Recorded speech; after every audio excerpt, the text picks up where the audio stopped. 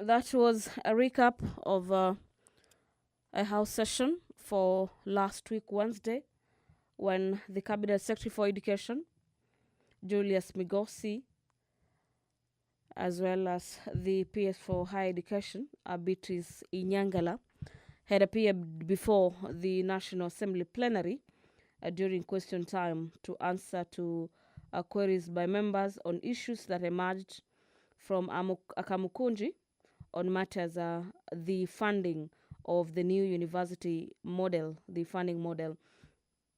So away from that recap, let me now take you through the highlights in the order of business this afternoon, where the House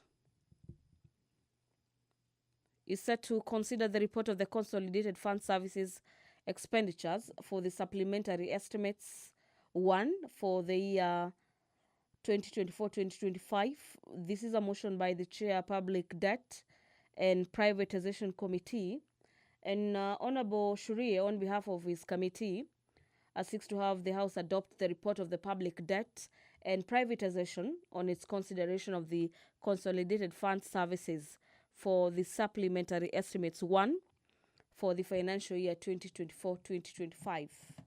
The Committee on Public Debt already laid its report on the table of the House on the 24th of July 2024. The public petitions on funds spent contrary to the provisions of Article 223 of the Constitution is yet another motion lined up for debate this afternoon. This is a motion by the chairperson on the Committee on Matters Public Petitions, Honorable Caleb Mule.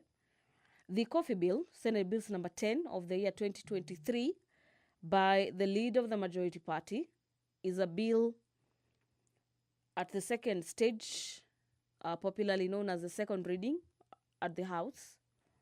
The debate on this bill has already been completed. We expect the mover to be called upon to reply as the debate on the coffee bill has already been dispensed with. And the ratification of the protocol for the Constitutive Act of the African Union relating to the Pan-African Parliament is yet another motion by the Chairperson Departmental Committee on Matters Defense, Intelligence and Foreign Relations, Honorable Koech. The Chairperson, on behalf of his committee, is seeking to have the House adopt the report of the Departmental Committee on Matters Defense, Intelligence and Foreign Relations on its consideration of protocol to the Constitutive Act of the African Union relating to the Pan-African Parliament, laid on the table of the House on the 17th of September 2023, and equally pursuant to provisions of Section 8, Subsection 4 of the Treaty Making and Ratification Act, Cap 4D, approves the ratification of the protocol to the Constitutive Act of the African Union relating to the Pan-African Parliament. So away from that, the House is set to resume debate this afternoon that was interrupted on the 24th of September, that was yesterday, on the Technopolis Bill, National Assembly Bills number 6 of the year 2024. This is a bill by the leader of the majority party. Equally, the Ethics and Anti-Corruption Commission Amendment Bill, this being a bill that seeks to amend the EACC Act. This is a bill from the National Assembly, Bill number 11 of the year 2024. This is a bill done jointly by the leader of the majority party as well as the leader of the minority party. The Kenya National Library Services Bill, being National Assembly Bills number 20 of the year 2023, is another agenda for consideration, as well as the consideration of the Senate amendments to the Food and the Feed Safety Control Coordination Bill, this being National Assembly Bills number 21 of the year 2023, where the Senate has proposed amendments to the Food and Safety Control Coordination Bill. Allow me to hand you over to this live broadcast, streaming live from Parliament buildings this afternoon. and will be presided over by the Speaker of the National Assembly, Honorable Moses Wetangula. My name is Gladys Mungai. Have yourself a good afternoon and enjoy your viewing.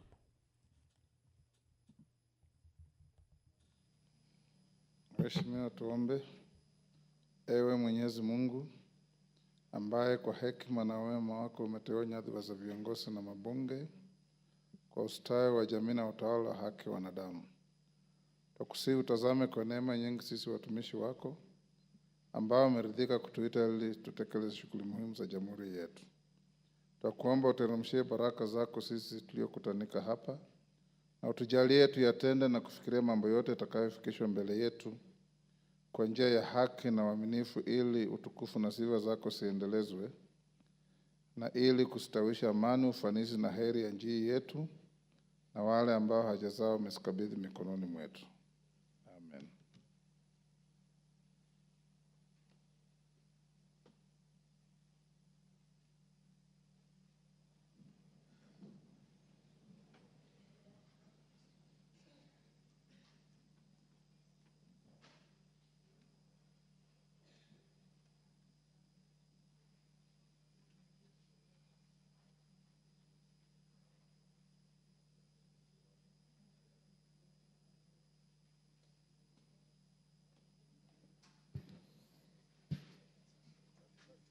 Sergeant, ring the quorum bell.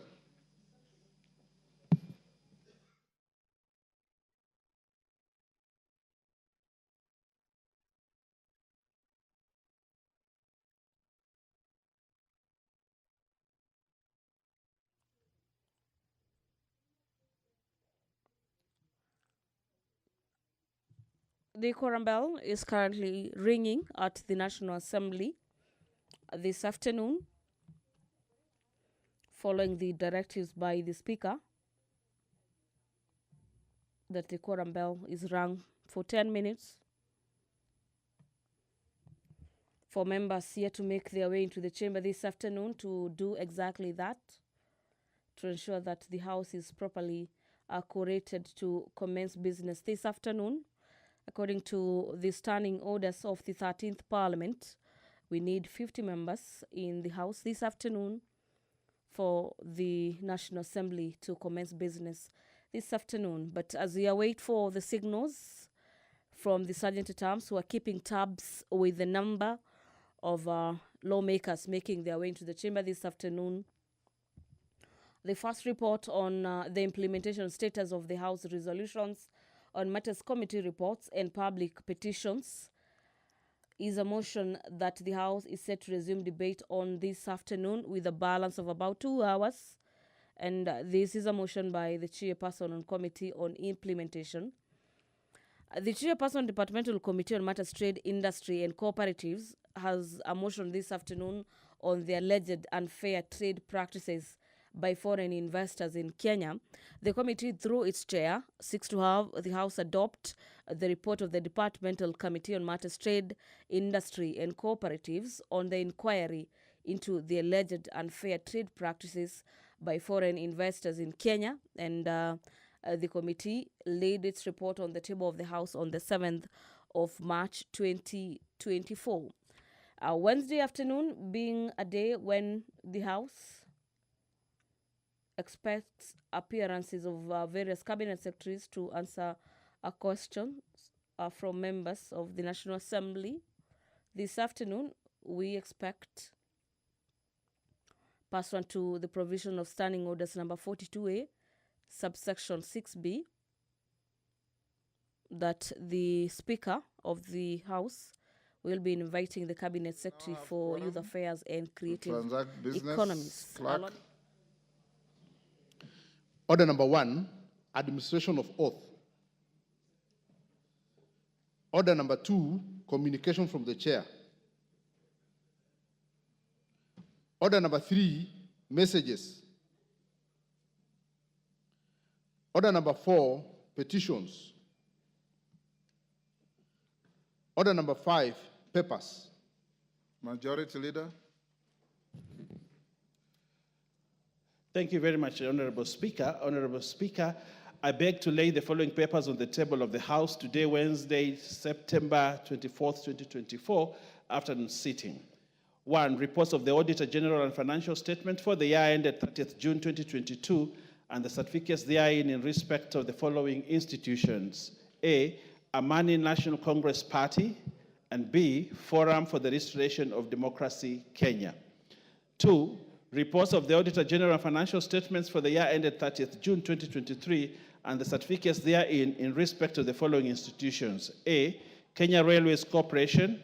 B. Kenya Electricity Transmission Company Limited. I thank you, Honorable Speaker, and I beg to lay. Thank you. Chairperson, Public Petitions Committee. What happened? Janet, you are the Vice Chair. Go ahead. Give her the mic. There you are.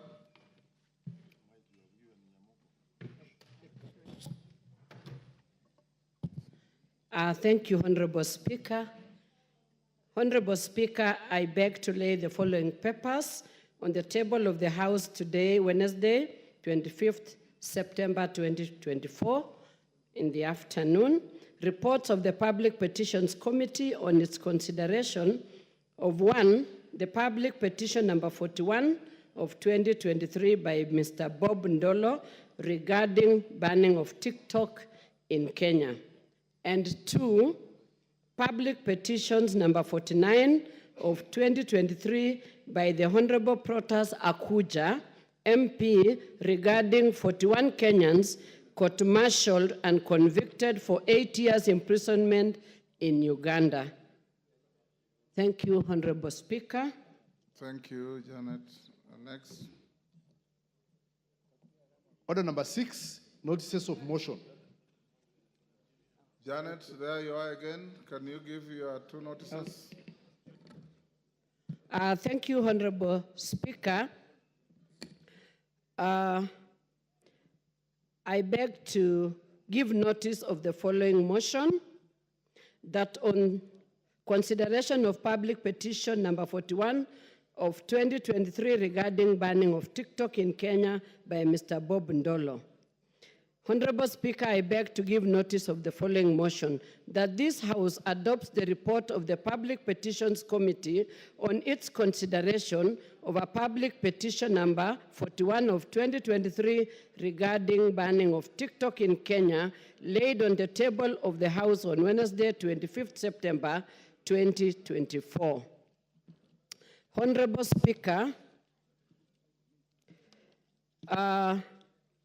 I beg to give notice, the second motion, I beg to give notice of the following motion, that this House adopts the report of the Public Petitions Committee on its consideration of a public petition number 1 of 2023 regarding poor implementation of Edu Afya medical scheme in public secondary schools, laid on the table of the House on Thursday, 7th December 2023. Thank you, Honorable Speaker. Honorable Beatrice Kamei. Thank you, Honorable Speaker. I beg to give notice of the following motion, provision of appropriate access to markets in the country. That aware that the Kenya Roads Act 2007 mandates the various road authorities to, among other functions, control roads and road reserves and access to roadside developments. Further aware that market centers are ordinarily constructed along road developments across the country. Noting that due to improper planning, some of the marketplaces have no access roads, leading buyers and traders to encroach on the roads and road reserves. Further noting that there have been instances of accidents leading to multiple deaths due to this unregulated use of road developments. Appreciating that proper access roads to marketplaces would ease access by buyers and therefore avert accidents due to the converging of traders and buyers on roadsides, thus enhancing road safety and delivery and service delivery. which providing opportunities for economic engagement for the traders. Now, therefore, this House resolves that the government, through the Ministry of Roads and Transport, develops a framework to ensure that where market centers exist along road developments, appropriate access is provided, including service lanes and access roads. Honorable Speaker, I thank you. Next order. Order number 7, questions and statements. Honorable Owen Bayer. Thank you very much, Honorable Speaker. Honorable Speaker, it's a request for a statement on tribute to Ms. Esi Mbeyu Akida for exceptional contributions to women football in Kenya. Honorable Speaker, I rise pursuant to Standing Order 259D-2B to notify the House of the exceptional achievements of Ms. Esi Mbeyu Akida, a Kenyan professional women footballer who is visiting the National Assembly today. I take note that Ms. Esi Akida, who currently plays professional football in Greece, hails from Kilifi North Constituency, and would like to recognize her for the immense contribution to women football in Kenya.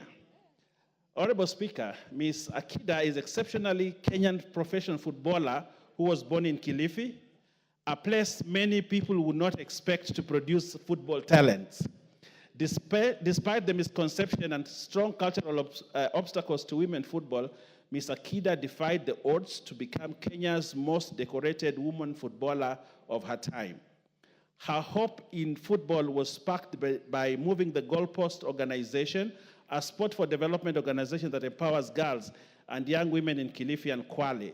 It is there that she honed her football skills, played for MTG United in the National Women's League, and later joined Thika Queens, now Kenya Police Bullets, Matu FC, formerly the National Youth Talent Academy, and Spedag FC.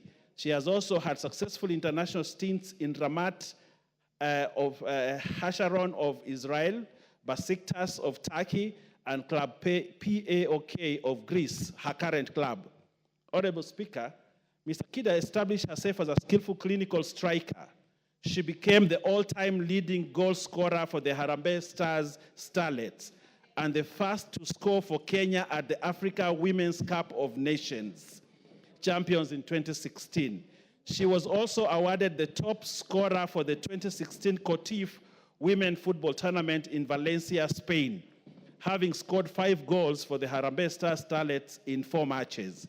Additionally, she scored a hat-trick in Harambee Stars' 3-0 win against Benfica Football Women Club and contributed 2 goals in the 3-1 win against Española Women at the 2016 Cotif Women Football Club. Beyond her sports achievement, Ms. Akida founded the S.A. Akida Foundation in Kilifi to support communities in nurturing football talents.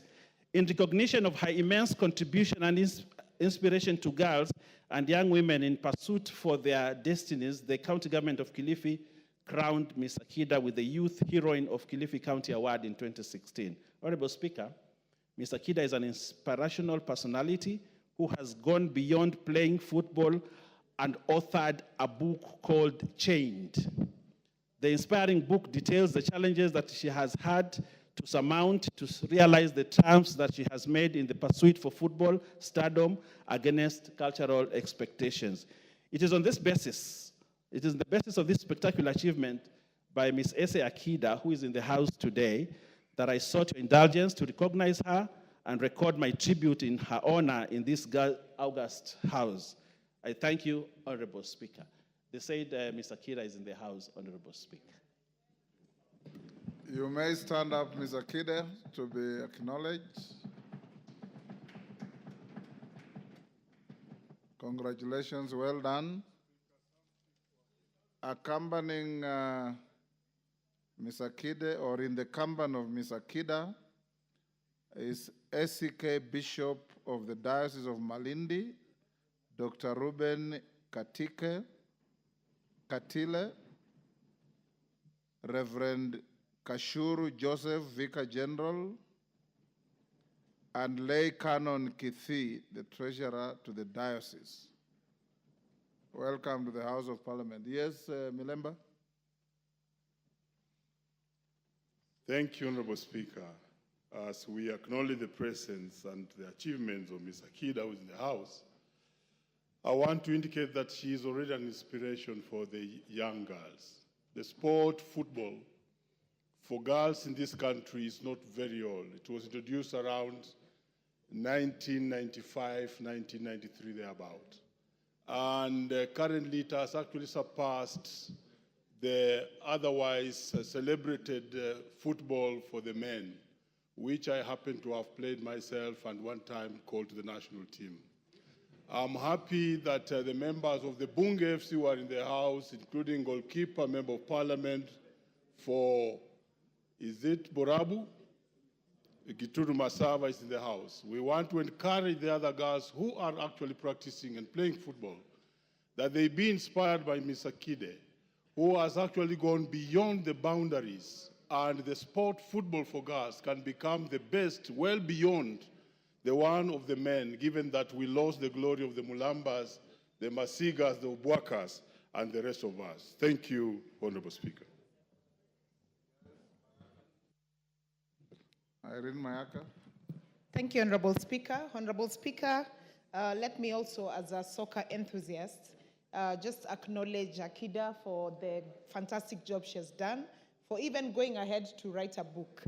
And Akida is one of those girls from the Harambee Starlets who continue to inspire the girls in this country to play soccer. And Honorable Speaker, I just want to encourage the Bunge FC members who are here, that if you did not know, for the first time in Kenya, the women soccer under-17 team has taken Kenya to the World Cup, something that has never happened in this country. And that is because of the people like her who continue to inspire our girls. And I want to wish her the very best. And on my own behalf and on behalf of the other ladies, congratulations and thank you, Akida, and thank you for your book. You inspire us. Thank you. Yes, Honorable Tandaza.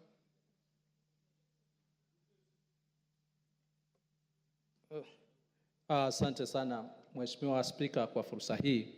Ningetaka nami niweze kutoa shukurani zangu na kongole kwa dada yetu kutoka Pwani Akida ambaye ameweza kufika kiwango cha kimataifa.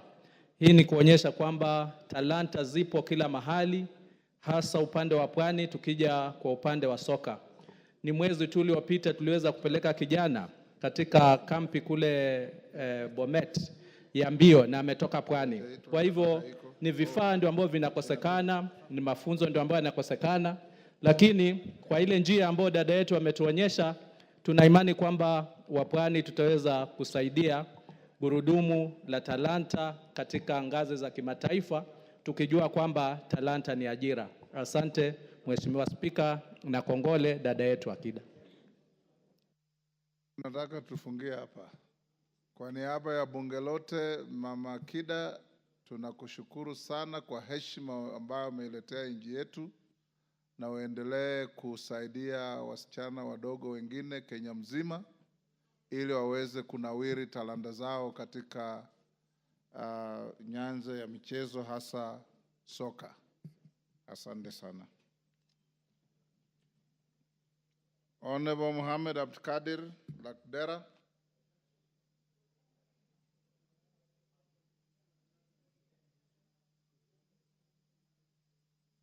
Member for Lakdera. Give him the mic.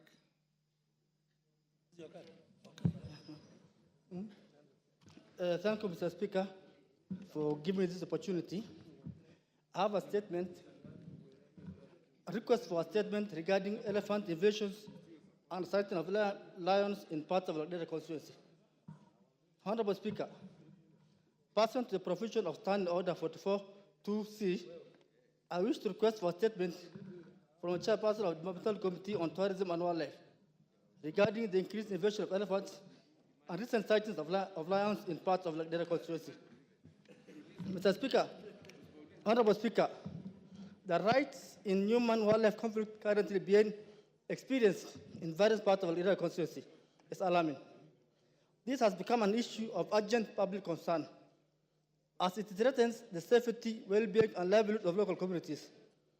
There have been multiple dangerous encounters involving stray elephants and lions, which have already resulted in tragic loss of life and serious injuries. The first incident that was reported on 2nd of September 2024 involved a stray elephant at Ma'alamin location, Tokuduk sub-location, which caused the death of a local resident, Mr. Khalif Jollo Kase, of ID number 2756-9468, and some goats. A second attack took place in Serbi area, Mdogasha Township, on 22nd September 2024, severely injuring Mr. Hassan Ibrahim and Mr. Muhammad Ibrahim. Honorable Speaker, additionally, on 10 September 2024, residents reported sightings of 2 stray lions in Madagascar and Eland areas. These lions seen within human settlements, where most of community and social economic activities, including livestock rearing, take place. The presence of these predators has created widespread fear, and they pose a direct threat to the lives of both residents and their livestock. Honorable Speaker, it's against this backdrop that I seek a statement from the chairperson of the Departmental Committee on Tourism and Wildlife on the following. 1. Immediate measures being taken by the Kenya Wildlife Service, KWS, and other relevant authorities to protect the lives of the affected residents and their livestock from further wildlife invasions. 2. Plans that are in place to mitigate future wildlife intrusions, especially areas prone to frequent wildlife movement, and immediate measures on how the government and relevant agencies will ensure the local communities are adequately protected from such dangers moving forward. 3. Clarity on the type of assistance and compensation that will be offered to the families of the deceased, those who have been injured, and those who lost livestock. And lastly, any plans on a broader wildlife management strategy being developed, if any specifically targeting communities living close to wildlife zones, to ensure that such conflicts are minimized in the future. Thank you, Honorable Speaker. Chairman, Tourism.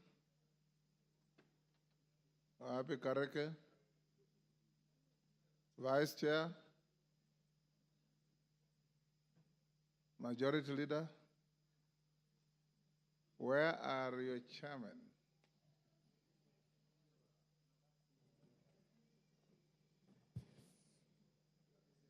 Honorable Speaker, some are not here, but we will make sure that they... Inform them to bring a response in 2 weeks. I will do that. Thank you. Next order. Order number 8, motion. Hold on. Before the next order, allow me, members, to acknowledge the following schools in the public gallery. Kari Kamburi Secondary School from Tarakanithi, Tarakanithi. Mihuti Secondary School from Mathioya, Muranga. And Withare Secondary School from Laikipia East, Laikipia. I've been asked by Honorable Murugara, MP Taraka, to acknowledge a school from his constituency and the others. Extend it to welcome the rest of the schools. Thank you very much, Mr. Speaker. So, Speaker, allow me to welcome to the House Karie Kamburi Secondary School and the other schools that are in the House this afternoon to observe the proceedings of the August House. This is the National Assembly, part of the Parliament of Kenya, and we are happy to see the youngsters who have come to see how we conduct business in this House. It is important that they actually learn because they are the future leaders, they are the leaders of tomorrow, and they'll be coming over to succeed us when our time to exit comes, and they have to come in and they continue with the work being done. Karie Kamburi Secondary School is one of the youngest secondary schools in the Raka constituency. They do very well, both academically and in sports, and I'm proud to host them here today so that them and the rest of the team can actually see how the August House works. With those remarks, I do welcome the schools and wish them a very happy stay in the House and in Nairobi as they continue with their learning tour. Thank you, Mr. Speaker. Thank you, Honorable Murgara. On behalf of the House and myself, we welcome the schools, the students, and their teachers to the House of Parliament. Yes, Clive, is it about pardon? Statement. Go ahead. Thank you, Mr. Speaker. I'm rising to do a follow-up on a statement that I sought on 24th April in regard to the status of the Kenya Digital Economy Acceleration Project funded by the World Bank. Mr. Speaker, I would like the chairman, Honorable Kiarie, to listen, because I was promised that the response will be brought to this House after 2 weeks. Honorable Speaker, after 3 months with no response, I again rose on a point of order, reminding the House that there's a statement that has not been responded to. Again, the chair, Honorable Kiarie, promised that in 1.5 weeks, he was going to give a response in this House. Honorable Speaker, I'm rising up again 2 months later to remind him that his 2 weeks are yet to lapse. Honorable Speaker, this is a weighty issue because this is money that was meant for last mile connectivity on the ICT. 390 million US dollars. That money, Mr. Speaker, either has vanished or simply no response is supposed to be given. Can I be informed whether there is a response or there is no response so that I restructure the question now with more facts and present them to this House? Thank you, Mr. Speaker.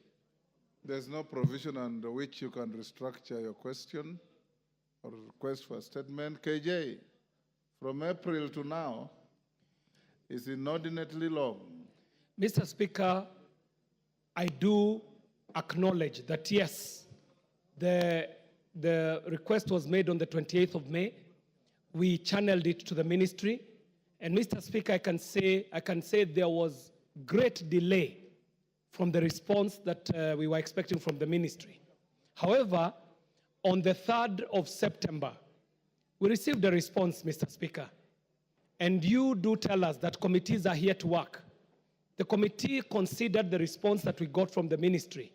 And Mr. Speaker, it was not a report that we were ready to table in the House, Mr. Speaker, in the form and style that it was in. So what we have asked the clerk of the committee to do is to have the report that has come already to be scheduled, to be presented to the House, but at the same time, we have also sought the specificities that we thought were lacking from the response from the ministry. So these two processes are going on concurrently.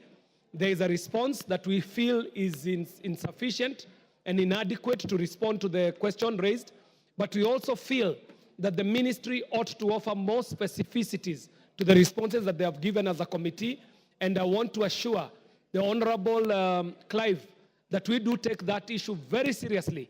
It goes to the core of the Kenya Super Digital Highway project, and if answered properly, it will be for the benefit of all members in this House. So, Mr. Speaker, we have an insufficient report.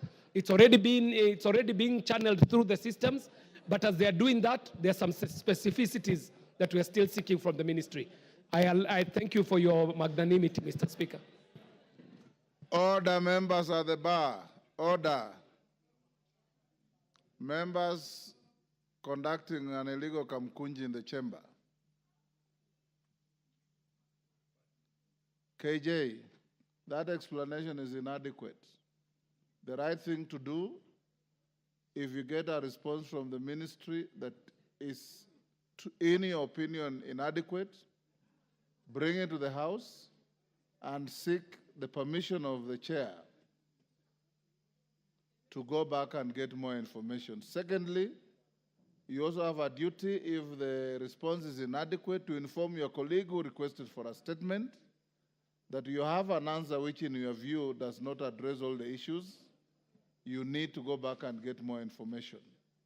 Thirdly, is available to you to summon the ministry, the minister and his team or her team, to come before you and invite the questioner to also attend so that you can deal with the issues.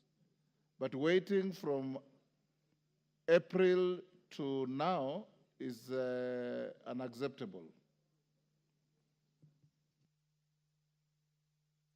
Mr. Speaker, I want to confirm to the House that we have actually taken the course of action that you are directing. I have members of the committee here. I can see Honorable Kivasu, Mheshimiwa Irene Mayaka. They can bear me witness that we have actually okayed the report, even in its inadequate form, to be brought to the floor of the House, so that even as the process of seeking the specificities is going on, we can still be able to present. Mr. Speaker, I have also had occasion to have a one-on-one engagement with the Honorable Clive, and I have informed him of the situation. And again, the members of the Committee of CII can bear me witness that the committee has decided to actually call the minister before the committee so that he can put the record straight specifically about this issue that has been raised by Clive. So, Honorable Speaker, we have followed the course of action that you do recommend.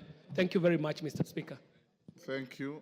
Honorable members, after putting questions at orders 8 and 9, Majority Leader arranged to bring in the minister who is coming to respond to questions this afternoon. Next order. Order number 8, motion. Report on the Consolidated Fund Services expenditures for the Supplementary Estimates 1 for the financial year 2024-2025. Question to be put. Honorable Maungu, take the nearest seat.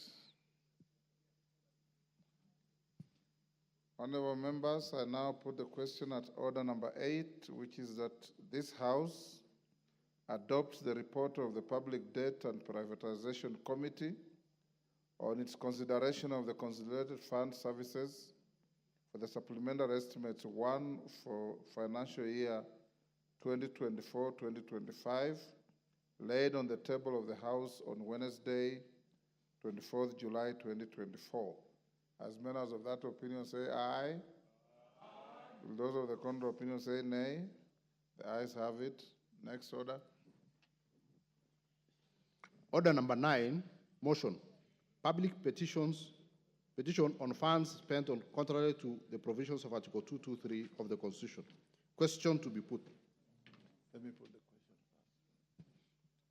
Members on their feet, take your seats.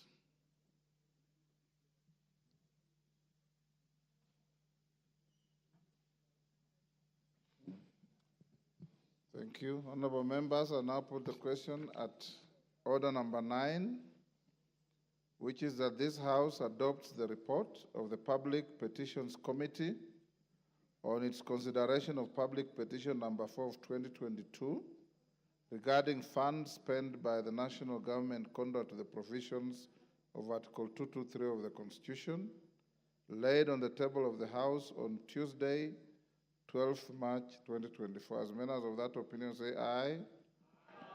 Will those of the contrary opinion say nay? The ayes have it.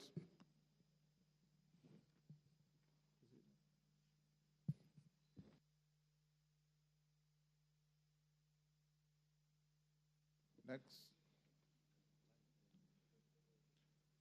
Who moved the coffee bill? Mutunga, is he here in the House? Call the next order. Order number 10, the coffee bill, Senate Bill number 10 of 2023, second reading. Mover to reply. Mutunga, can you reply? Thank you, Honorable Speaker, for the opportunity to reply to the coffee bill. Honorable Speaker, members in this House are declaring the importance of coffee in this country as an important crop grown in 33 counties of Kenya, and occupying about 800,000 farmers in small scale and also more than 4,000 estates. Honorable Speaker, the bill recognizes the industry and bestows responsibilities to the various governments, responsibilities to the county government, responsibilities to the national government, responsibilities to the Coffee Board of Kenya and the Coffee Research and Training Institute, among others. Honorable Speaker, farmers are waiting for this bill. They're waiting for the law on coffee to be able to ease the problems that have been there for a while, because this is really a valuable crop to them. Having passed through the Senate, Honorable Speaker, this bill is right at the tail end to have a law on coffee that basically expunges coffee from the Agriculture and Food Authority and sets its own authority is important. Honorable Speaker, in conclusion, at the point of the committee of the whole House, the Committee on Agriculture and Livestock of the National Assembly will be bringing in some amendments, and also the members, some private members will also be bringing in an amendment to make this law sharper and better for Kenyans. Honorable Speaker, I beg to reply.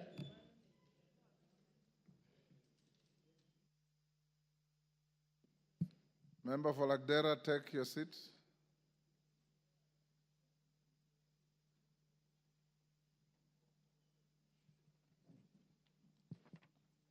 Honorable members, I now put the question at order number 10, which is that the coffee bill, Senate Bill number 10 of 2023, be now read a second time.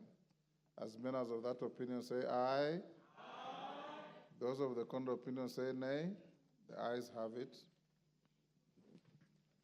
A bill for an act of parliament to provide for the establishment of the Coffee Board of Kenya and the Coffee Research and Training Institute, the roles of the national and county governments, the regulation, development, and promotion of the coffee industry, and for connected purposes.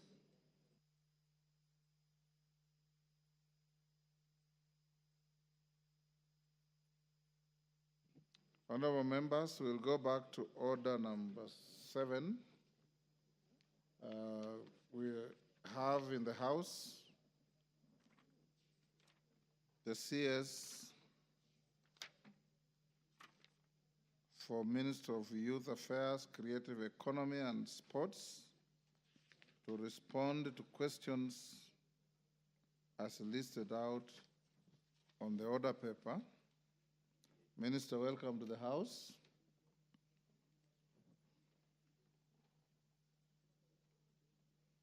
And you,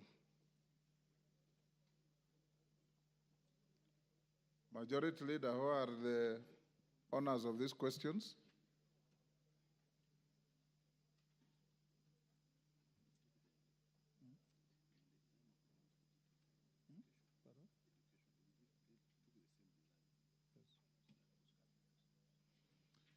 Minister, there will be no individual members asking the 3 listed questions, 4 actually, A, B, C, and D.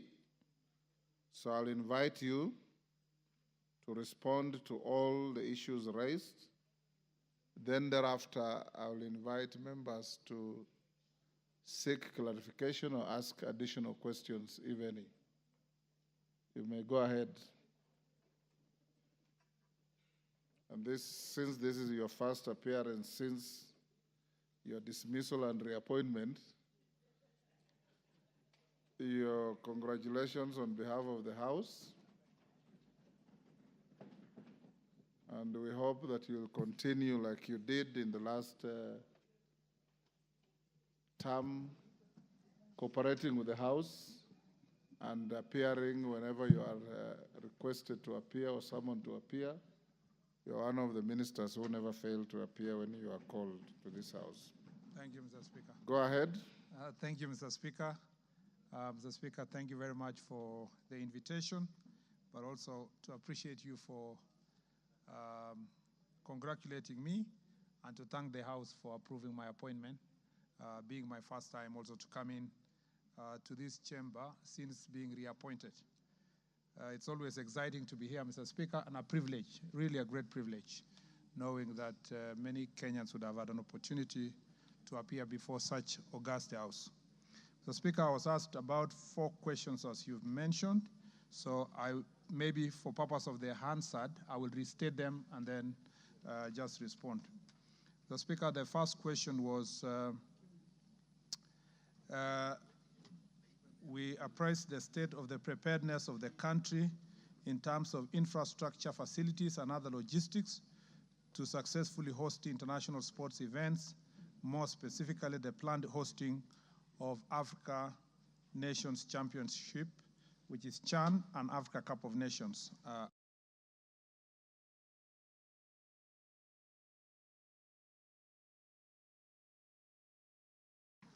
I want to say, Mr. Speaker, that the Ministry of Youth Affairs, Creative Economy and Sports, through Sports Kenya, embarked on a number of sports infrastructure projects during the second, third, and fourth medium-term plan of the 2013 to 2017, 2018 to 2022, and 2022 to 2027, respectively. We are aligned to the National Vision 2030 and the Kenya Kwanza Government Manifesto. Kenya, Uganda, and Tanzania have jointly secured hosting rights for Africa Cup of Nations 2027 and also a soccer championship, Mr. Speaker, known as the CHAN 2025, which is Total Africa Nations Championship, leading to targeted upgrading of some facilities in compliance with the requirements of the championship. The bid was awarded to the three countries by the Executive Committee of Confederation of African Football on 27th of September 2023. The Cabinet approved to host the sports event on 3rd of October 2023. And Mr. Speaker, on the 15th of September 2024, I was privileged to host the CAF president who visited the country to assess Kenya preparedness to host the CHAN and Africa Cup of Nations 2027. And I'm glad to inform you that the CAF president expressed satisfaction with the progress we have made thus far. Mr. Speaker, on the sports infrastructure development, the minister developed a master plan and categorized infrastructure development in the country into the following categories. First is that international stadia shall be stadia that have category 4 status, which is over 30,000 seating capacity. There shall be also national stadia, category 3A, which shall have 15,000 to 30,000 seating capacity. Then we have what we call regional or county stadia with category of 10,000 to 15,000 seating capacity. Then there will be community grounds with category A of 5,000 and below capacity. And there is also a community ground, between 5,000 and 10,000, and there are also smaller community grounds who have seating capacity of below 5,000 people. Currently, development and refurbishment of these projects have been prioritized into the following categories as follows. We have the AFCON projects, and we have the ongoing projects, and then, of course, future planned projects. So, Speaker, insofar as preparation of Africa Cup of Nations and the African Championship, Mr. Speaker, there are three very important pieces of infrastructure, starting with a new stadium that is being constructed at Jamhuri along Gong Road in Nairobi, which is Talanta Sports City. This stadium, Mr. Speaker, shall have a seating capacity of 60,000 and is expected to be completed December 2025. The stadium, Mr. Speaker, will be accompanied by 3 grounds, which are training grounds within the Talanta Sports City, 2 with running track, and another 1 football pitch, which shall be shared with the rugby. Mr. Speaker, as a result of this construction, we will then move, for purpose of Africa Cup of Nations, the Nyayo National Stadium shall be categorized as a training ground for purpose of the Africa Cup of Nations. So the Talanta Stadium will be the main stadium, and the Africa and the training ground will be Nyayo Stadium.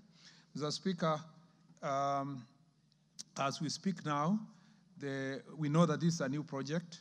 Groundbreaking was done on 31st of March this year. The progress so far is 23%.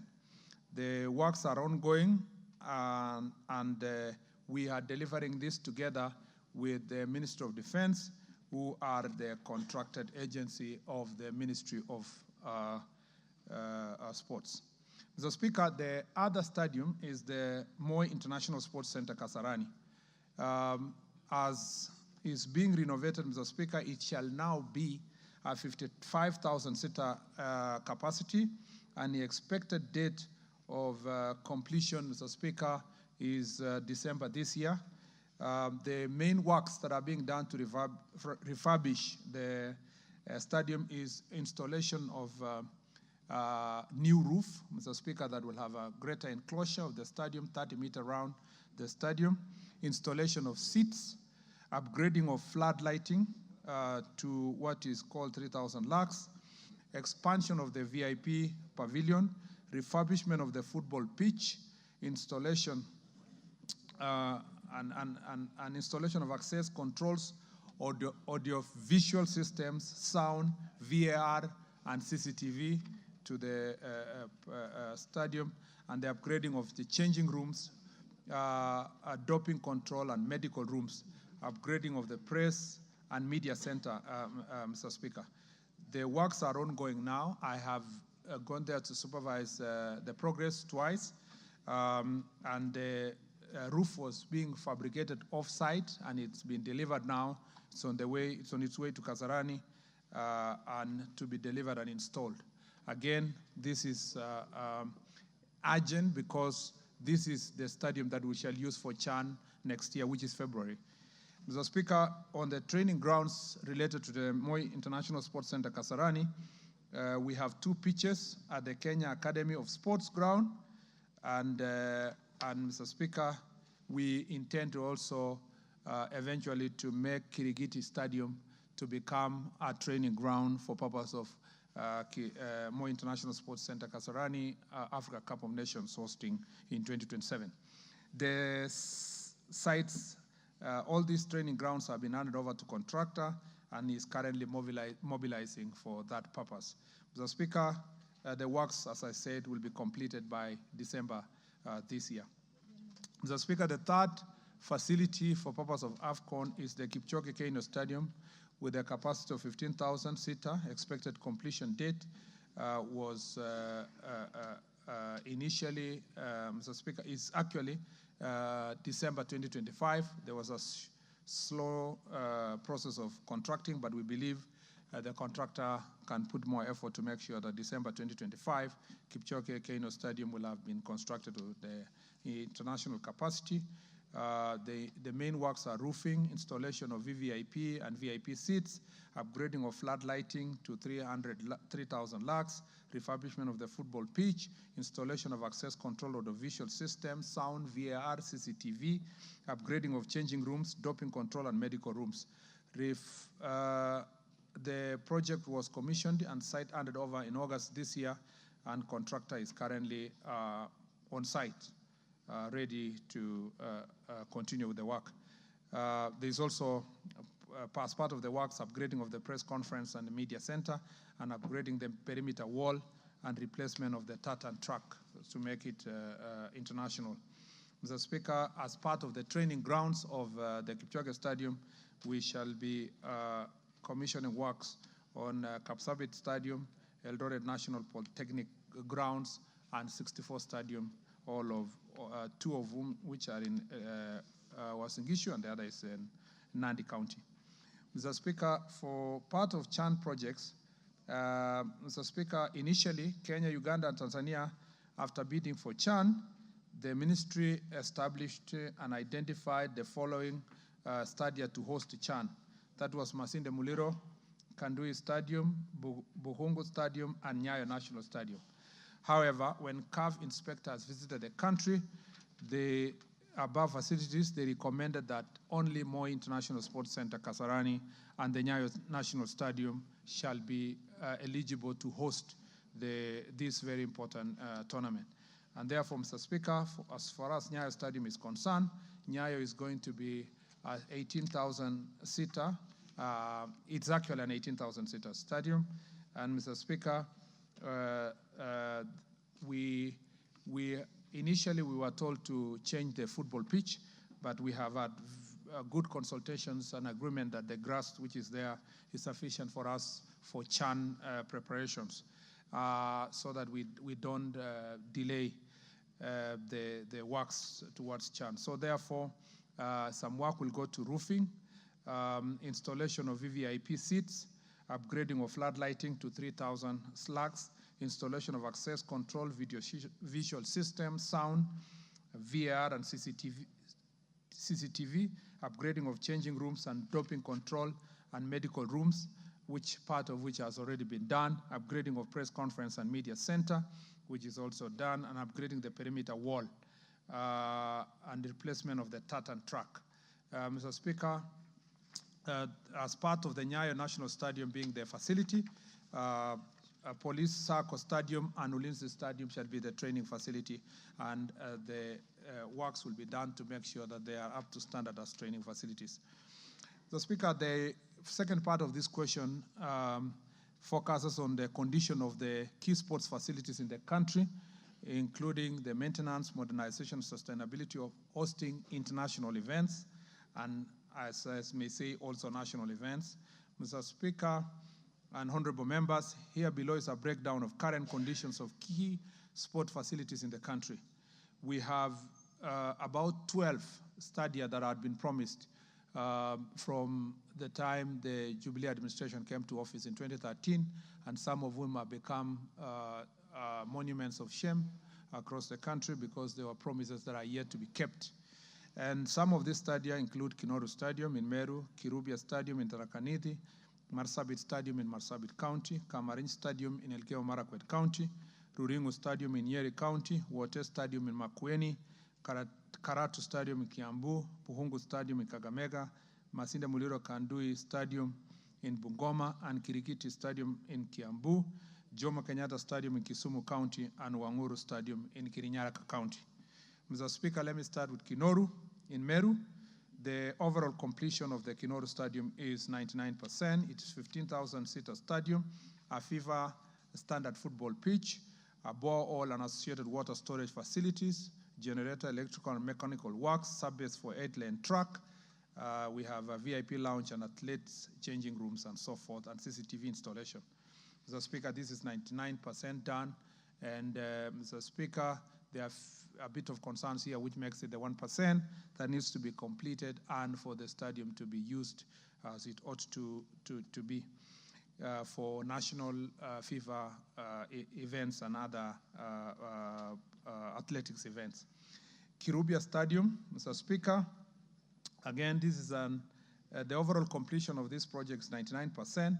It's a 2,000-seater pavilion, FIFA standard football field, a borehole and associated water storage, electrical and mechanical works, and 6-lane tracks with field and event facilities. The project is practically complete. However, there is a need to expand the VIP holding rooms and presidential dais, which was not in the original specs. Further, we have asked Sports Kenya to collaborate with Kenya School of TVET to review the design and bill of quantities and advise on the budget requirement to facilitate the completion of that remaining part of the stadium. The Marsabit Stadium in Marsabit County, Mr. Speaker, is estimated to be 85% complete. It's a 15,000-seater stadium for full design scope and current scope of 6,000 seater, a FIFA standard football field, boundary wall with gates, a borehole and associated water storage facilities, car park area, electrical works, 8-lane track with field events facilities. The Sports Kenya scope was completed by the scope for Sports Kenya national government for that matter was completed on 30th May 2022, save for the pitch which was varied from natural grass to synthetic turf.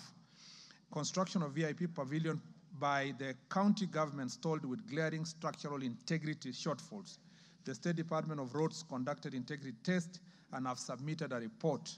I have directed Sports Kenya to work with Kenya School of TVET to review the recommendation on advice on cost for the re-advertisement of the works that are remaining, and the works will be undertaken by Sports Kenya to complete and restore and retrofit the areas, Mr. Speaker, that were actually left out.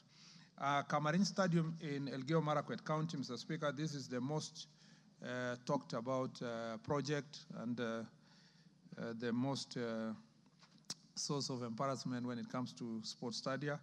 The initial completion rate was 35%.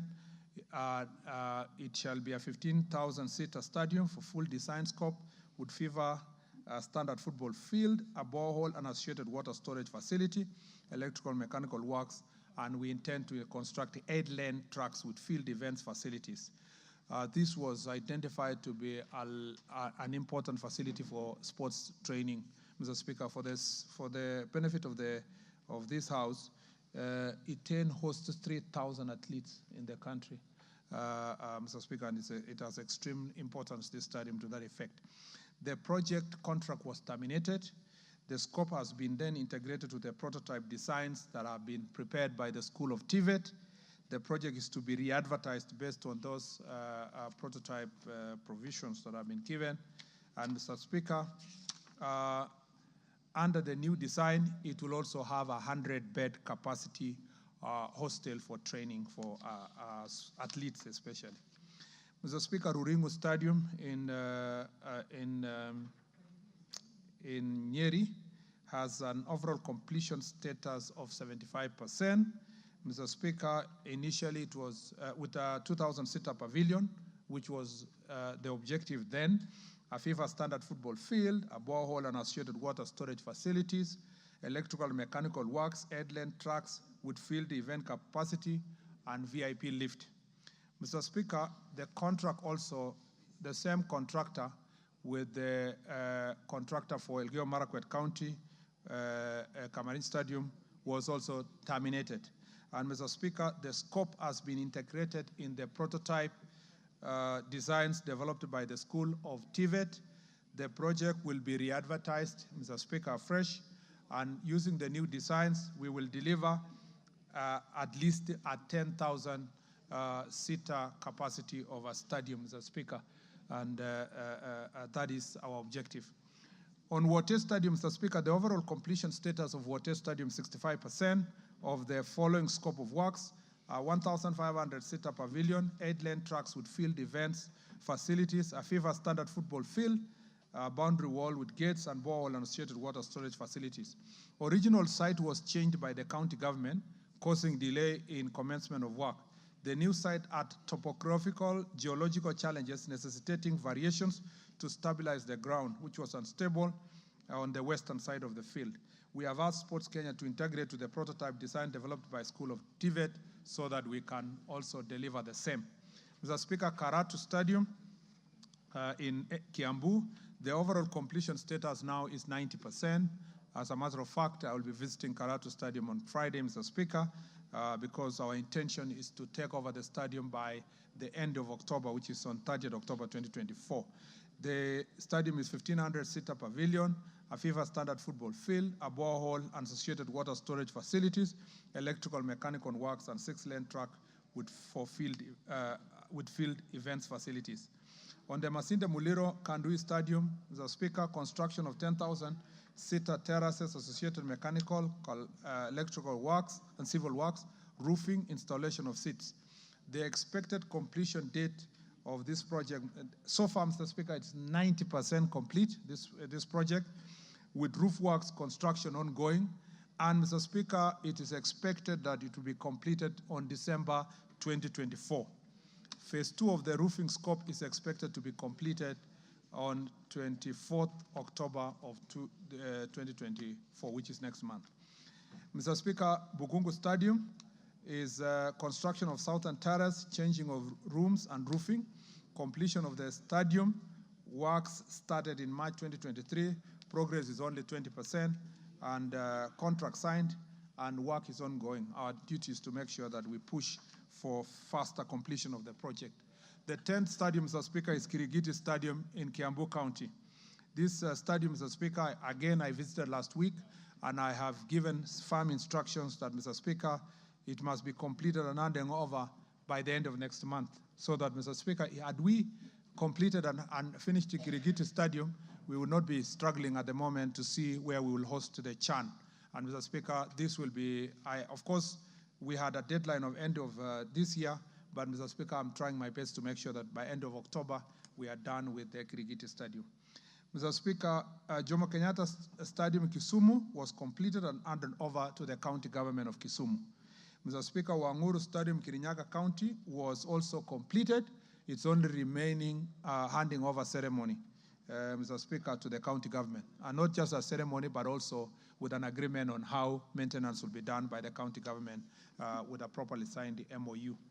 Mr. Speaker, the ministry is consulting with the county governments through Council of Governors on the management framework upon handing over stadia to respective counties. Mr. Speaker, the third part of the question is, what are the specific measures or strategies put in place by the ministry to accelerate the completion of stalled or incomplete stadia across the country? Mr. Speaker, the ministry, through collaboration with the School of TVET, has developed a prototype design, developed a prototype design and builds of quantities for different categories of stadia. As I read earlier, 20,000, 15,000, up to 20,000, up to 15, up to 10, and up to 5,000 seater. We are reviewing the design and bill of quantities for completion of all stalled and incomplete stadia, as I read earlier. And Mr. Speaker, I have only given my team another 2 weeks. We review and start processes of paying whatever is pending. Then we can make sure that we complete this pending stadium. We do not want, again, another round of lamentations as to why we have stalled the projects. Mr. Speaker, the minister has also rationalized the budget requirement to ensure adequate funds for completion of all ongoing projects. The ministry has continued to engage with the National Treasury to prioritize the infrastructure development, and we request the National Assembly to support construction of infrastructure through budgetary allocation for adequate financing mechanism. Mr. Speaker, in every budget that is read in this country, as we speak now, we do not have a single allocation from the budget for construction of any stadium. And I request this House, as we look at many other priorities in the country, sports facilities become part of your priority areas. Mr. Speaker, this is geared for timely realization of the CHAN, as I said, and also the Africa Cup of Nations. We are exploring ways of collaborating with the private sector to enable them construct modern sports infrastructure. The ongoing review of the sports policy will provide clarity on this matter, Mr. Speaker. We are reviewing the sports policy to know how best the private sector can do the stadium. As a matter of fact, I think that government should not be owning stadia. That is my personal position. All over the world, governments don't own stadiums. It is costing a lot of money to the taxpayer without any much return. But if it was owned by private sector, they would commercialize it, and then it would be available for sports activities. A country like UK, the only stadium that is owned by government is Wembley. The rest is owned by private companies, and they're always available for sports facilities. And this is the way to go. PPP and other modalities must be applied to make sure that these stadiums are maintained well, so that not after every 10 years we are putting billions of money to refurbish facilities that should have been income generating, Mr. Speaker. Mr. Speaker, the last part of the question, or the second last part of the question, was how do we facilitate measures that we put in place to ensure timely preparation, coordination, management, and facilitation of teams to represent the country in various disciplines. Mr. Speaker and honorable members, the Ministry of Youth Affairs, Creative Economy and Sports has a key responsibility of supporting teams to represent Kenya in international competition in various disciplines. The ministry usually enters the teams in international competition held outside the country and also while hosting competitions here in Kenya. The ministry has put in place the following measures to ensure that our teams are well prepared, managed, coordinated during these games. First, the ministry has put in place funding request mechanism, which has been shared and sensitized to the sports federations. Federations submit their requirement for next financial year by 31st of December every year, 6 months before the start of the financial year. The ministry compiles an annual work plan which captures the events as per ministry priorities for the next each financial year, each financial year. Federations thereafter submit an itemized budget to the Department of Sports for their respective activity competitions 2 months before the start of the activities. Department then evaluates and rationalizes budgets and forwards the same to the Principal Secretary for approval. In the in the approvals, the ministry ensures that the teams are provided for to attend local training camps for at least 7 days to prepare adequately for the competition. For major events, the training is longer and may include training abroad to access suitable, favorable competition conditions, just like the Olympics and the World Cup by our young girls. The budget ensures that the teams are appropriately and well kitted for their respective competitions. The female teams are kitted to take care of their special needs and requirements, and the teams with disabilities are done the same. On request, the teams are also facilitated to acquire specialized equipment for training and competition in line with their respective sports. The players and officials are provided with local training allowances and foreign allowances during the competition days to incentivize the players. The teams are equally provided with travel insurances and medical covers to take care of injuries during competition and any further injuries that may go beyond the competition period.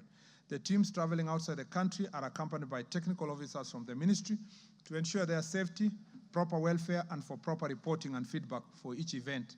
For teams comprising of ladies and minors, the ministry ensures that they are accompanied by chaperones and safeguarding officers to ensure athletes' safety at all times. After competitions, the athletes who excel are rewarded with cash awards as provided in the Cash Award Honor Scheme. This meant to encourage and monetize their effort during competition. In conclusion, our ministry is committed to ensuring that our teams are well prepared, well facilitated to participate in international competitions. Their good performance helps to raise the profile of our country and that of the athletes. We shall continuously revise, Mr. Speaker, our support to the teams as and when we need arise to ensure that we meet the necessary standards for our team's continued excellence in international competitions. Mr. Speaker, the next part of the question is the mandate of Kenya Academy of Sports. The Kenya Academy, Mr. Speaker, in line with the mandate of the Sports Talent Development, Kenya Academy of Sports has over the years undertaken various programs and activities aimed at identifying and growing sports talents at the grassroots. They include one, sports camps. Mr. Speaker, the Academy has so far provided training to 3,457 talented children and youth in different sports disciplines through sports camps in football, tennis, volleyball, basketball, rugby, hockey, swimming, deaf basketball, chess, netball, and table tennis, among others, are summarized in the table below, Mr. Speaker. Mr. Speaker, and I've attached the table. I do not need to read it again, Mr. Speaker. And then, Mr. Speaker, number 2 is athlete scholarships. The Academy awarded a scholarship to, among others, Mr. Speaker, specifically on this one, to Selfa Ojiambo, a talented but very needy and vulnerable girl who was the 100-meter champion in 2000 primary school games. The Academy admitted the girl in St. Catherine's Nainga Girls and, Mr. Speaker, engaged her in training.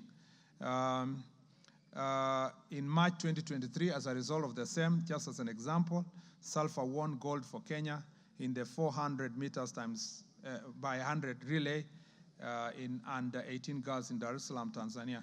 In April 2023, she was placed in the 4x4 relay team for Zambia, where she was number 3 in the finals. Mr. Speaker, this is just one example of some of the scholarships that have been given. We facilitate training. An academy facilitates training for athletes in various sports disciplines, including football, basketball, volleyball, hockey, and tennis. Mr. Speaker, collaborative training, the academy supports the following sports organizations to organize tournaments. The chess tournament, Mr. Speaker, that was organized here in Nairobi with 500 chess players participating. Martial arts tournament in Meru, where over 200 youth participated. Tong Il Mo Du Kenya tournament in Mombasa, Little League based in Meru, where 200 youth were involved in the games. The American Buffaloes baseball team, who organized an American Independent Day baseball tournament in Kasarani, celebration of UNESCO International Day, among others. There are a number of activities. Development of curriculum to guide sports training, and the academy has already developed a curriculum of 6 sport disciplines, which is football, basketball, cricket, athletics, volleyball, golf, and motorsport. There is mental skills training and psychosocial support for athletes when they are going for international events, as listed. Mr. Speaker, the Sports Talent Development and Training Framework has been prepared by the Academy. And the objective of this framework is to provide guidelines for selection of and training of athletes and sports technical personnel, establish criteria for academy engagement and management of trainers, provide standards for establishment and management of sports facility equipment and training materials. Mr. Speaker, provide implementation of structure to support talent development and training of the training at the academy.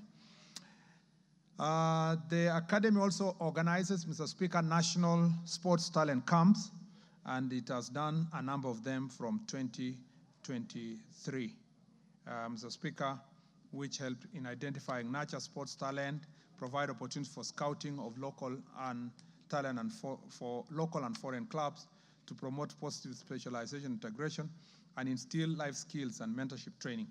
We have also the program of Talanta Hela football tournament that was successfully organized last year, Mr. Speaker, and hopefully we'll do the same also this year.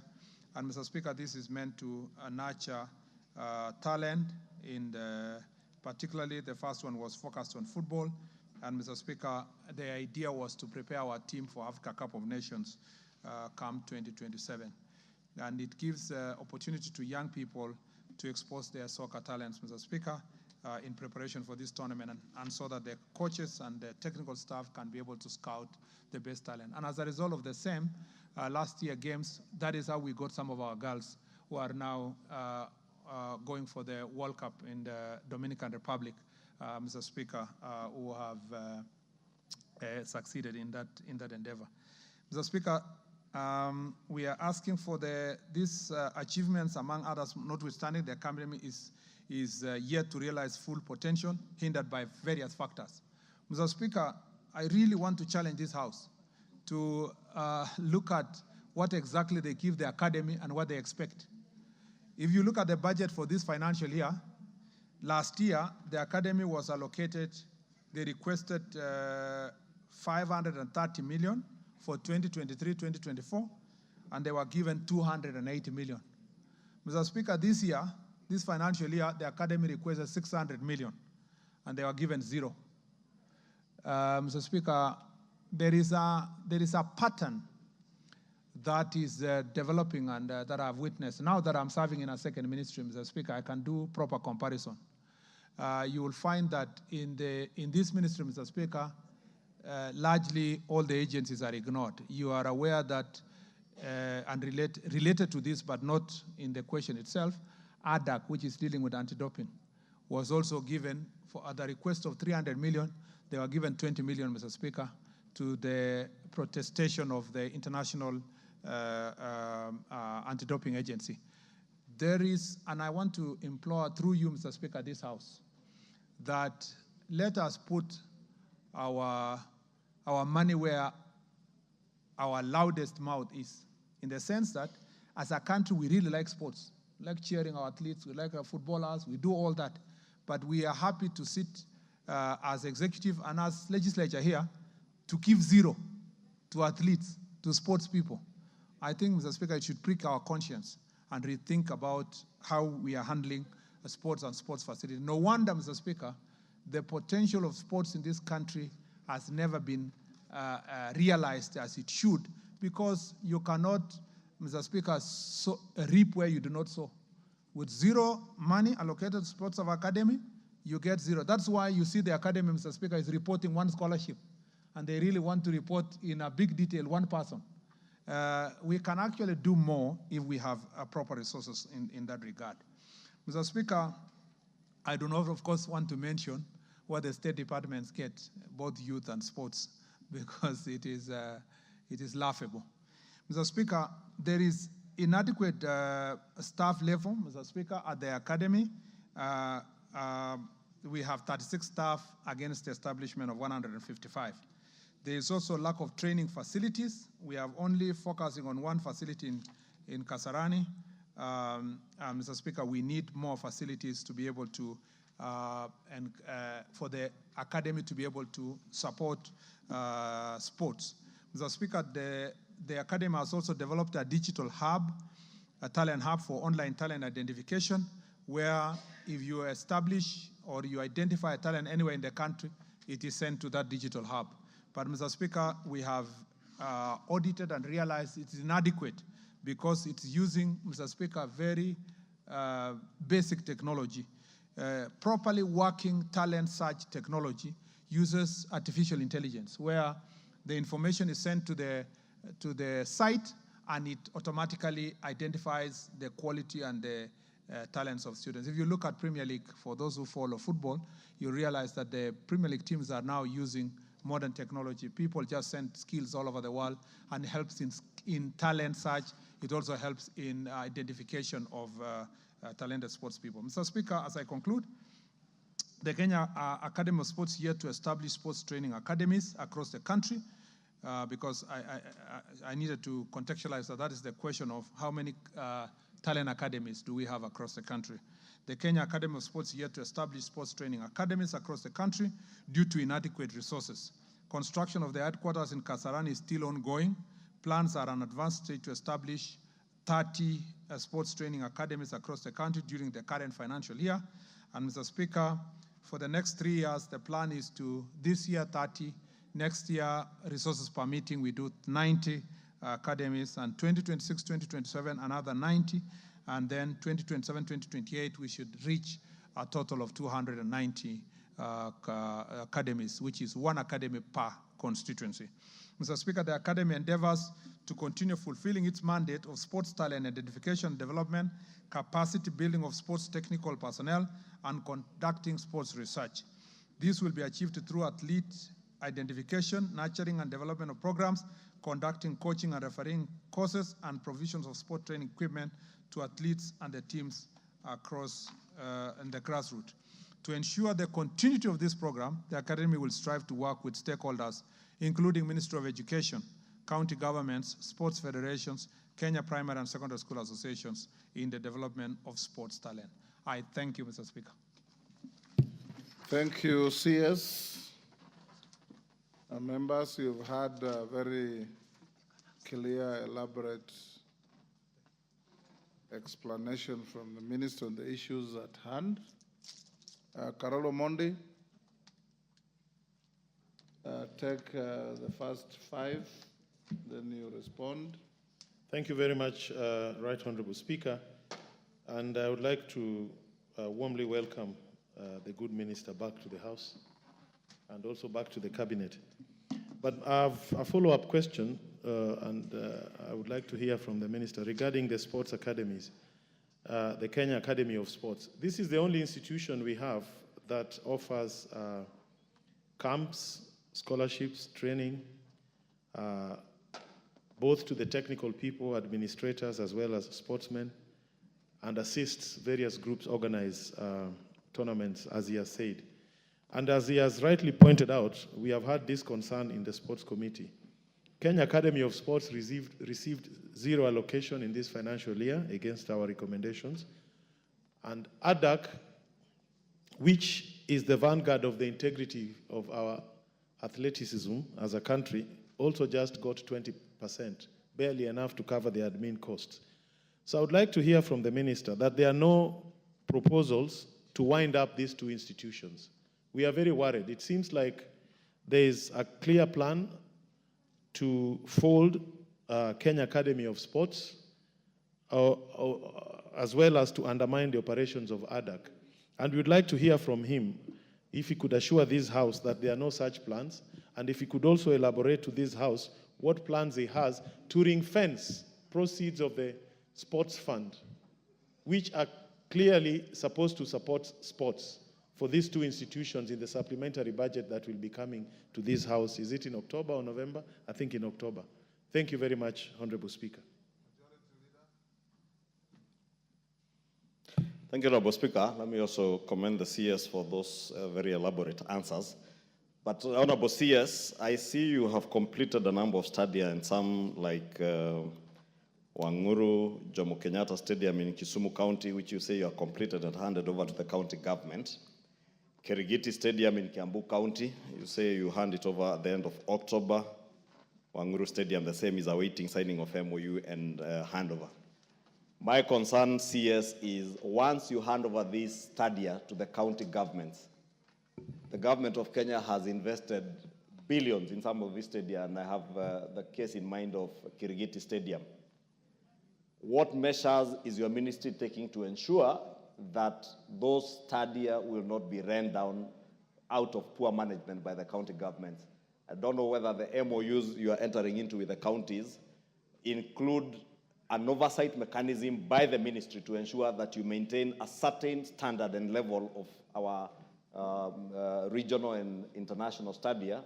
Because, for instance, Kirigiti is a stadia that could also be used for some of the international games under AFCON and CHAN. But if we leave them to many of our county governments, they will be run down in a year or two.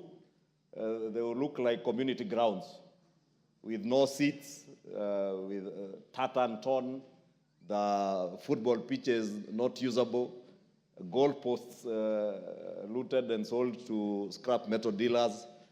I would really want to hear what measures you have to ensure that there are even penalties to county governments, to ensure that there's a mechanism where you're able to periodically check the status of each of the stadia that have been developed by the national government, that they are maintained at the same standard. And any county government that is not able to maintain, then you must have a recourse measure to ensure that that stadia can revert back to the national government and the sports stadia to manage if as a particular county government is not able to manage and maintain the required standards. Thank you. Mayaka. Thank you, Honorable Speaker, and thank you to the CS for giving us elaborate responses. I have a follow-up question on the question on elaborate preparation for our national teams. And the question I want to ask is, the other day we had the beach kabaddi team that was going for World Cup that got really delayed in terms of their travel. And one of the complaints that came out from them was that on the day that they were actually traveling for World Cup is the same day that it was beginning. Why weren't they given priority? And the second part of that is in terms of the FKF elections, which is very close to the CHAN championship. And I just want to know, with this very close proximity, are we really ready to have the elections and also ensure that we do have CHAN with the FKF being properly involved? Thank you. Zamzam. Asante sana, Mheshimiwa Spika. Swali langu kwa waziri, tunajua FKF karibuni watakuwa wanapiga kura zao. Nataka nikuulize, watawezaje kupiga kura bila kuwa na appeals committee?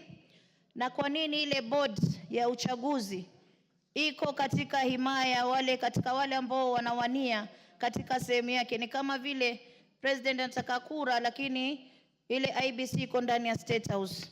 Itakuwaje uchaguzi wa haki? Na kisha nikuulize, kanuni vipi ambazo mmeweka kuhakikisha kuwa ile standard ya FIFA imefuatwa kwa mpango wake? Na mwisho, Mheshimiwa Waziri, huku mashinani watoto wamekuwa wakicheza mpira, lakini hao watoto wanachangiwa kama maskini. Watoto wanatoka Mombasa wataka kuja Nairobi kwenye tournament, wanachangiwa mpaka saa zingine sehemu ya kulala inakuwa shida, wanaenda kulala kwenye mavaranda. Sasa mimi nauliza, kama tunakuza talanta, mbona tusianze kuweza kuweka pesa huku chini? Hao watoto wakitoka watoke na nguvu, wakijua hichi kitu tunaelekea sehemu ambao ni nzuri. Asante sana. Razo.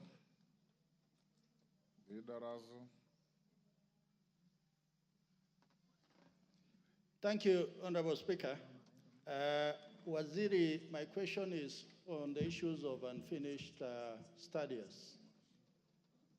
It has taken, like Marsabit and others you have indicated, they have taken inordinately long time, 7 years, 6 years.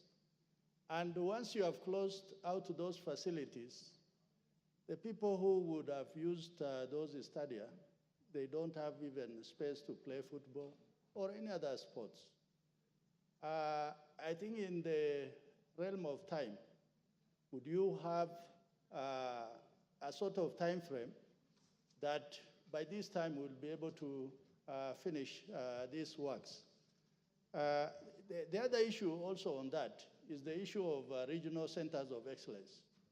I find that you are biting more than you you can chill, because you have too many projects ongoing, and yet you could focus on having, for this region, maybe something in Isiolo for Upper Eastern, for example, or for Northeastern, you have something in Garissa, so that the few shillings that are available to you, you focus and finish a project.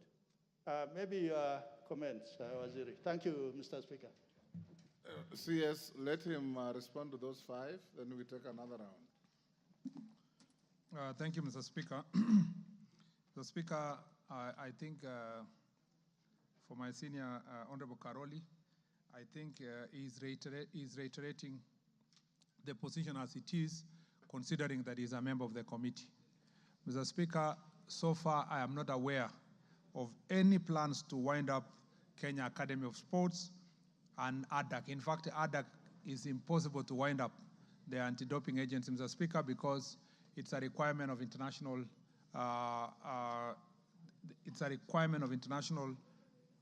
agency. For us to operate as a country sports facilities, we must be very careful how we treat ADAC. And therefore, for ADAC, I'm very sure about that. For the Kenya Academy of Sports, though it may be possible that there might be a conversation between that and the Sports Kenya, I am not aware at the moment that that has been progressed beyond just basic proposals.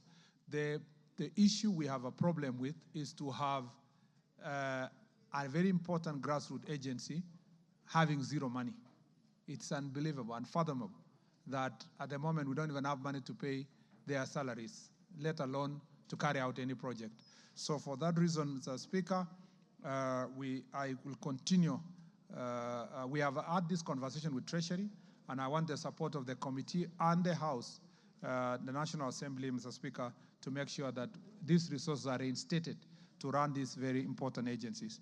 As I said, Mr. Speaker, unfortunately, a ministry like this and others I know that deal directly with human development are rarely supported, Mr. Speaker, with the resources that they have. Luckily, the Sports Fund has been able to support activities that are being done by various sports agencies. But we need to ask ourselves, in terms of development, and unfortunately also Sports Fund cannot pay for salaries and emoluments for it is not allowed to be used to pay for salary and emoluments of agencies. So we are now in a situation where we ask ourselves why you could have an agency having zero. I plead on behalf of these agencies that we get your support. We have already had this conversation with Treasury, and I believe that when the proposal comes here for supplementary, this will be restored. In terms, the majority leader has asked a very important question, and it is a problem that we are grappling with as a ministry. The question is, once you hand over these facilities to county governments, what happens, Mr. Speaker, if they do not maintain? First, Mr. Speaker, that's why I said there has to be a conversation with Council of Government. It is not if, it is when. They are never maintained, so there's no if. Mr. Speaker, let me give the counties a benefit of doubt because, and I'm saying this because very few. So far Homa Bay County is doing very well with their stadium, which they built themselves, and it's, Mr. Speaker, fairly being well maintained. And the Deputy Speaker is saying it's because of a woman. I don't think that's the reason only. Mr. Speaker, the thing I would like to say is that the MOU we are going to sign, that's why Wangoru has not been handed over, is because that MOU must capture all those issues. Mr. Speaker, the fear also that you develop as national government a facility and hand over to county. Then sometimes another county government will come, or a governor who is petty, and the national government or leadership of national government want to have a function there, the members of parliament or whoever. Then they say, oh yeah, it cannot be approved because they have political difference with MP X or Y. So that MOU will have to provide all those mechanisms, Mr. Speaker, of how this relationship will be established, considering the investment that has been done by national government. That is the most important thing we are going to have with that MOU. And as I said, Mr. Speaker, that's why it is nice progressively that these studies are owned by private entities so that they do not have consideration of this type of issues. Mr. Speaker, on the question of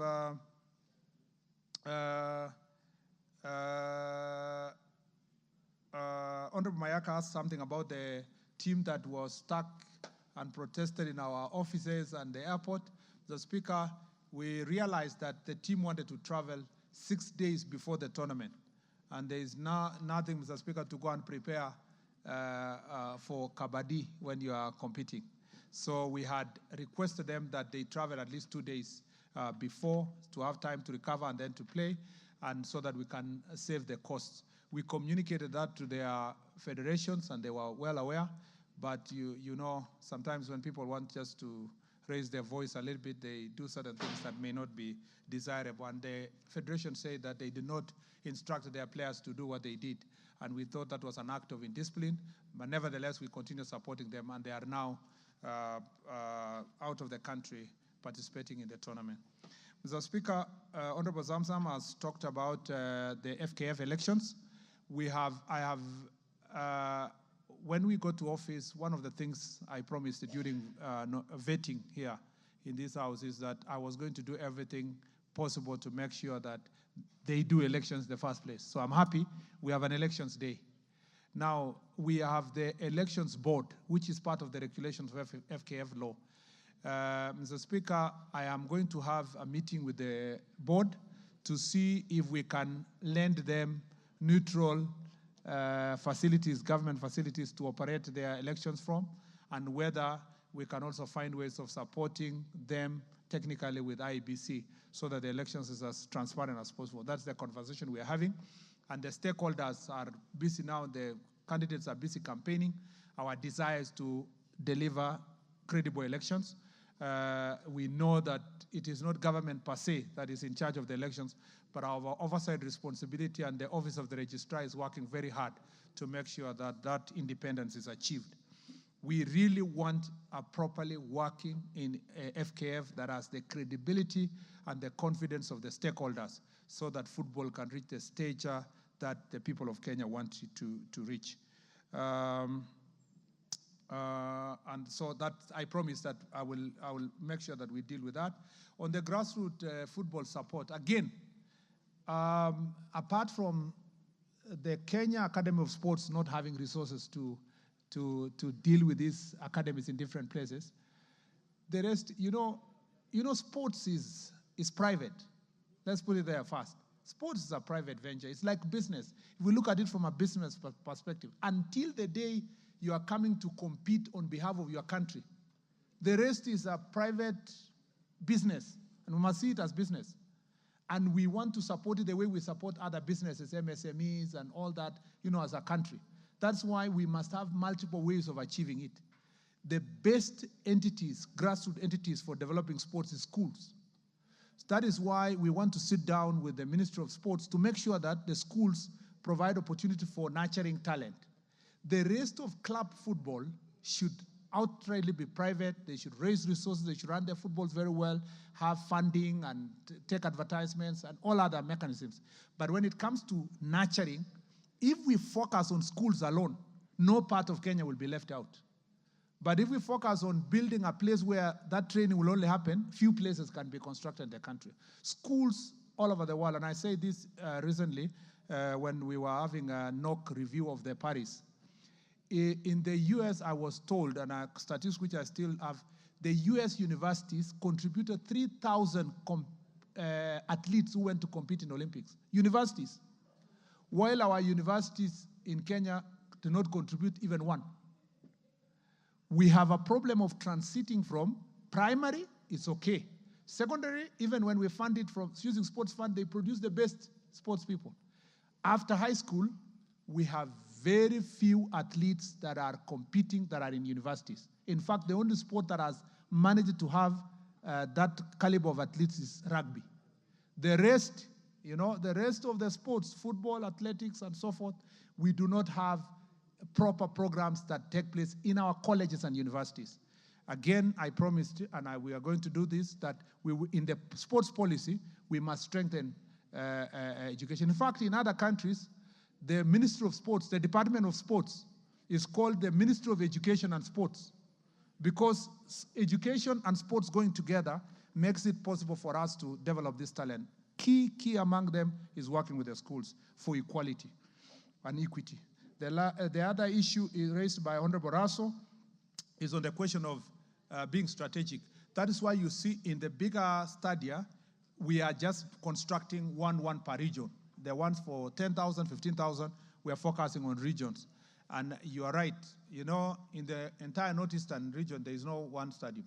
Out of, for example, affirmative action, we need to have one that will be used in that region, and the talent is there. And then, you know, make sure that every region is taken care of. Before now, we can move to counties. The rest is to leave county governments and private sector to construct the rest of the stadia. And slowly, government should maybe keep 2 or 3 national government. The rest either run by counties or private sector and clubs. If we had thriving clubs like Gor Mahia, AFC, Ulinzi, Shabana, or so forth, they would buy these clubs from government, pay back to the government, and they own it, and then it would be used for sports. That's why it's important to develop the sport itself, because that sport can be able then to facilitate the infrastructure that we need. Mr. Speaker, on the Marsabit one, there was inordinate delay. I already captured that in my report. Marsabit, Kinoru, Kamarin, among others. But as I promised, this will be, by the time I come back here to speak about sports again and sports infrastructure, I think the pending infrastructure will have either been commissioned to start for the ones which have not started like Kamarin, or we should be completing and handing over Marsabit. As we speak now, our officers are on their way to Marsabit to assess how much it will cost to complete the Marsabit one. And again, technical advice from Sports Kenya to make sure that can the grass grow in that area, or we use AstroTurf, or what are we going to do in terms of those pitches? Mr. Speaker, I totally agree with the honorable member that we should not spread ourselves thin when it comes to the infrastructure. Thank you. Good. KJ? Mr. Speaker, I thank you. And I also want to thank Waziri Onesmus Kipchumba Murkomen for appearing here and also fielding these questions. Mr. Speaker, my questions are very direct. One, what plans does the ministry have for the people of Ngando Ward? Ngando Ward is a ward in Nairobi County which has got not a single public amenity. The only public amenity we have there is a school called Lenana School. Now, the people of Ngando Ward have traditionally been crossing the road, Ngong Road, and going to play in what we used to call poster grounds. It is on these poster grounds that the new stadium is being built. Now, two tragedies are occasioned on our people. One, the workforce that is working there is imported from elsewhere. So the people of Ngando Ward are just watching as these projects are going on. What plans does the ministry have to include our people so that they can also serve their community in the constructions of this stadium? And two, all the up-bet schools, because now is when Ngando is getting its first public primary school, all the up-bet schools in this ward use the poster grounds as their playing field. So we do not have any fields in all of Ngando Ward, and now they're building a stadium there. The question is, what plans does the ministry have for these tens of thousands of children who have traditionally been playing in that field? Mr. Speaker, the second question is a quick one, is to ask, is the ministry aware that there are office bearers of FKF who are insisting that they shall go into the election beyond their constitutional timelines, beyond their constitutional tenures, arguing that their tenures were interrupted by the COVID pandemic? Mr. Speaker, you know, even yourself, you are a senator, and your tenure must have been interrupted. So was mine. So was the tenure of His Excellency the President Emeritus Uhuru Kenyatta. But he did not insist that he shall go beyond his constitutional tenure just because it has been interrupted by COVID. So, Mr. Speaker, I would like to know what the ministry is doing about this, because we would not want this ministry to fall captive of the federations like previous ministries have done. Thank you very much, Mr. Speaker. Millie.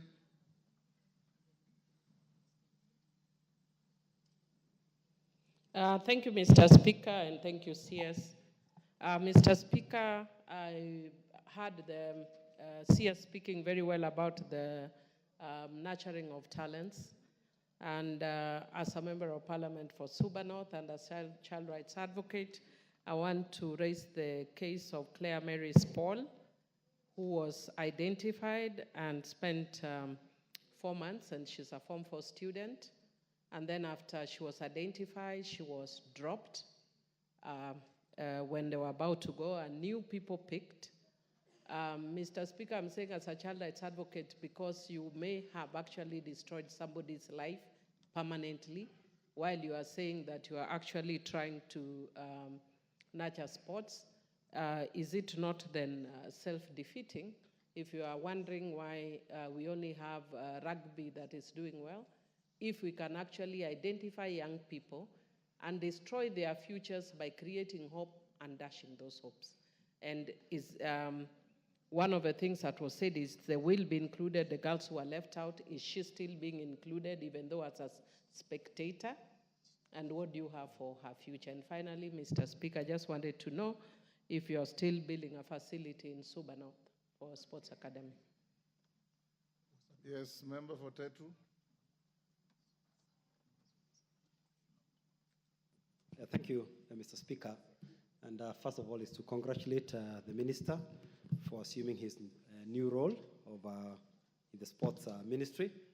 Mr. Speaker, I applaud the Minister for his intention to complete all our incomplete stadiums. But if I got it right, he mentioned that Roringo Stadium, the only stadium of meaningful stature in Nyeri, is at 75% complete, if I heard the number right. And I don't know whether the minister has been misled or he chose to mislead the House, because it is actually very close to a forest. This stadium started in 2017, and to the best of my estimate, and I've consulted some of my colleagues on phone from Nyeri, it is nothing more than 25% complete. I would like the minister to maybe lead the relevant committee of the House to go to Roringo and ascertain whether the statement he has made in this House is correct. If not, he would rather withdraw and say he doesn't have the facts, because indeed Roringo is not in the state that he has mentioned. 260 million has been sunk. The tartan that was put there 7 years ago is completely worn out. The artificial turf is completely worn out. The VIP, dyers and the rest is nothing more than 20% complete. So, Waziri, I think you have misled this House. Maybe you need to correct yourself. Thank you. Honorable Basil.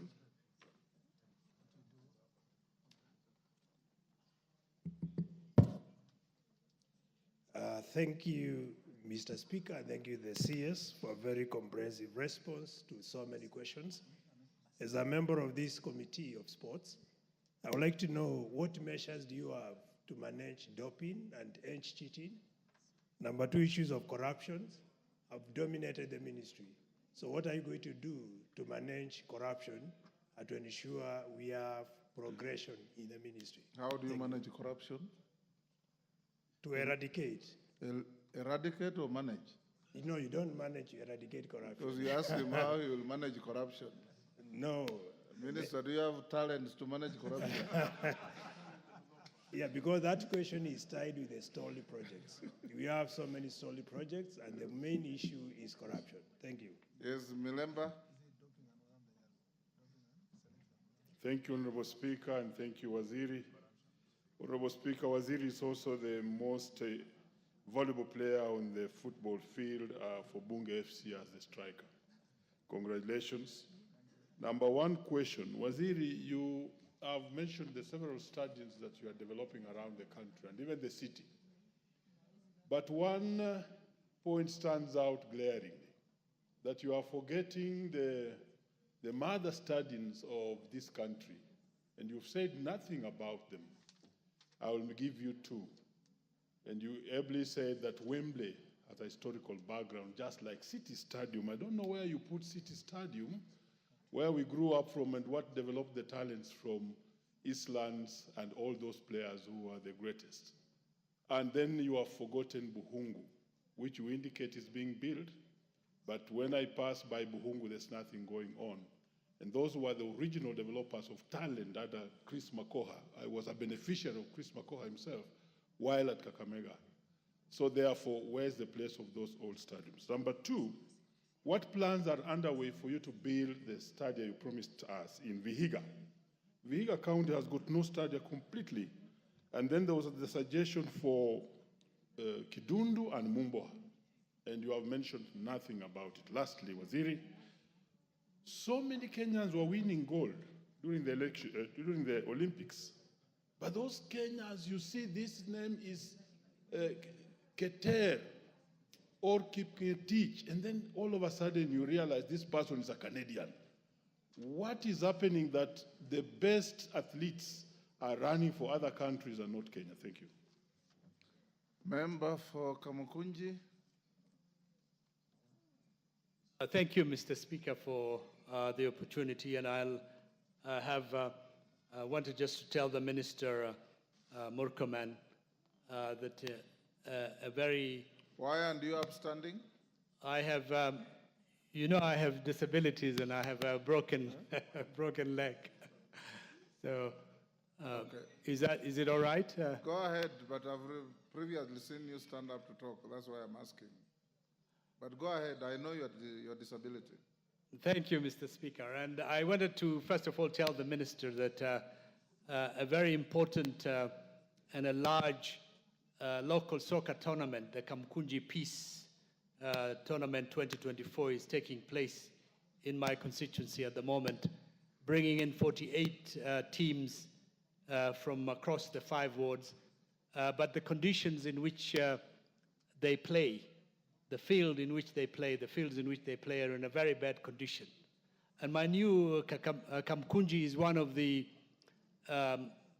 districts or constituencies that produce some of the best football talent that we have in this country historically. I just wanted to see whether there is any contribution that your ministry could make for the large number of urban youth in our capital city, a capital city of 5 million people. What can your ministry do, and what plans does your ministry have in terms of enhancing, nurturing, promoting, and building this great talent within our youth and within our communities? The second element is also whether you could come out, perhaps as you do with other sports. For example, I've seen you're a very enthusiastic marathon person. Maybe one of these days you should also come and see some of our youth playing out in the field so that they can see that there's a commitment to promote and encourage young people in sports. Thank you. Lelmengit, let's take those 7, then you answer. We'll do another round, members, so hold your horses. Thank you, Mr. Speaker, for this opportunity. First, I would like to thank the CS for answering and elaborating some of the issues raised. I know he has mentioned the issue of incomplete stadiums, but I wanted to ask him on the issue of, there was an advert for development of Kapsabet Stadium, construction of Kapsabet Stadium. The advert that ran out on 26th October last year. It was advertised, it was tendered, and we were still waiting for the tender processes, evaluation, and whatever. But up to date, I don't know what stopped in between. And I know the project was for financial year 2023-2024. So I presume that the funds were available then. Secondly, Mr. Speaker, recently we have had several suicidal cases among us, the young athletes, particularly in Nandi County. Late last year and early this year, we've lost a number of them through suicide. Is there a plan for the government or the CS to set up psychosocial support desks, probably in every county, so that we can always, these people can get some advices whenever they have problems, guidance, and such kind of issues? Thank you, Mr. Speaker. Minister, you can answer those 7. Then we will pick another round. Thank you, Mr. Speaker. Mr. Speaker, let me start with, I think it was Honorable KJ. Yes. Mr. Speaker, true, the Talanta Stadium facility now is developed to an international stadium standard. It's being developed to the international stadium, and it was a playing ground for the for your constituents. But it was not an official playing ground. Let me start from there. It was still land allocated to an institution. It could still have been built anything else. The only good news that you have is that your ward will be the host of the best stadium probably in the continent. It's a neighboring ward. Okay, yeah. Then you are even invading another ward. That's even worse. But at least you'll be neighboring a very important facility that will bring business to your neighborhood. Number 2 is that outside the main stadium, there are 3 training pitches. There will be 3, 2 with running tracks, and the other one is purely football pitch. Again, in terms of business and employment, it will benefit the people who are living in the neighborhood. We believe also the facilities will be improved infrastructure, which will touch your ward up to Lenana and all the way to the Kibra ward. Yes, and the plan therefore is to, that's why I was coming. Maybe the plan is to say, with Sports Kenya, how can these training pitches be accessed by children and even players who have who are at the bottom of the pyramid? They do not have the capacity to pay a higher fee, and that should be, we should work out that plan as we develop this facility. I am not aware, insofar as the question of employees not coming from your ward. I suspect there may be some, because there are 2,000. 2,000 is a huge figure. And at the optimum, they will be having 3,000 people working at and they work day and night. I don't suspect that possibly with the minimum skills to work there that people will miss from your ward. But we will make sure that in the remaining 1,000, maybe to tell the contractor to make sure that it takes care of the people around. And that is the case for every project of government, including the housing project. And I hope that can be followed through. The other promise I can make is that perhaps we can speak to the contractor. Coming from your presentation here, I am thinking that we can speak to the contractor to help you put a sports academy within the neighborhood of Lenana Primary School, the new school you've built, so that it can also help as part of their CSR to extend a facility to that very important school. And I will undertake that endeavor, not because you are my friend, but it's the right thing to do. It's because the right thing to do. Mr. Speaker, the Honorable KJ also raised the question of FKF elections and the eligibility of those who have held office for more than 2 terms. A letter went out from the registrar expressly to FKF that only those, no one will run for the same office more than 2 terms under the Sports Act.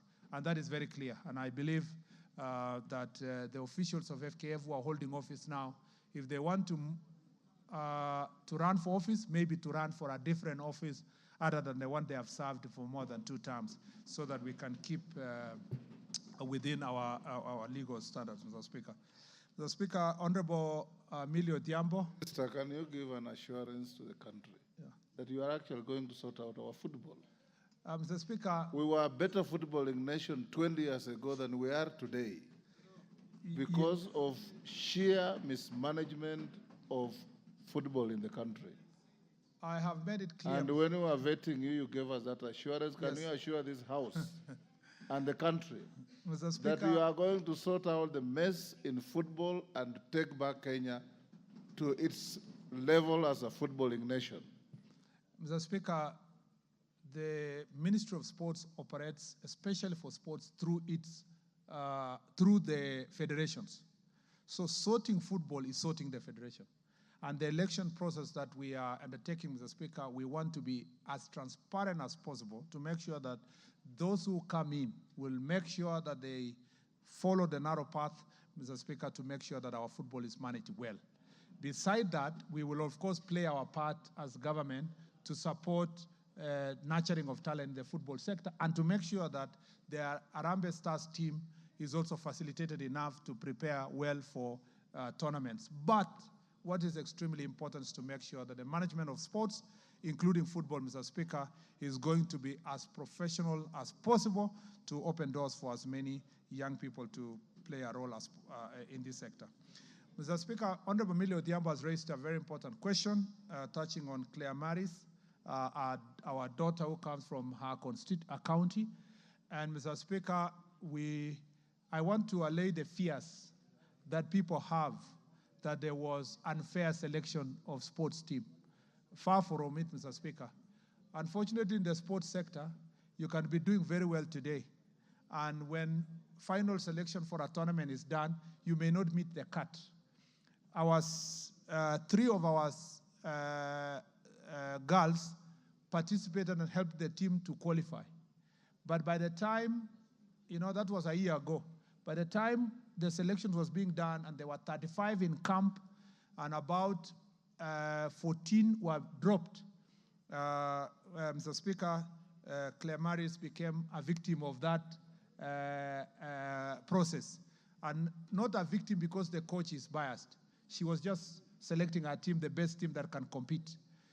And as a result, we made a decision with the support of His Excellency the President to support the 3 girls who participated in the qualification process to travel to Dominican Republic as fans to just have that inspiration and even to facilitate them to come and do the exams with their colleagues who got the chance to play.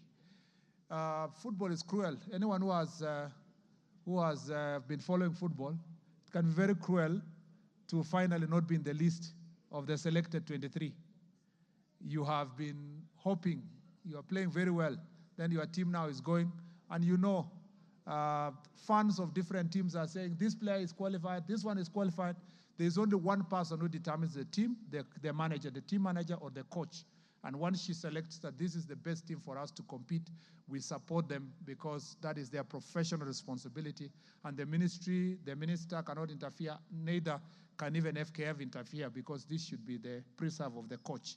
But in terms of developing our players, maybe in future when they talk to them, they should talk to them nicely to tell them you didn't make to the team, try the next time and so forth. But when they travel and they're encouraged, they also get inspired to make sure that they are in the next World Cup.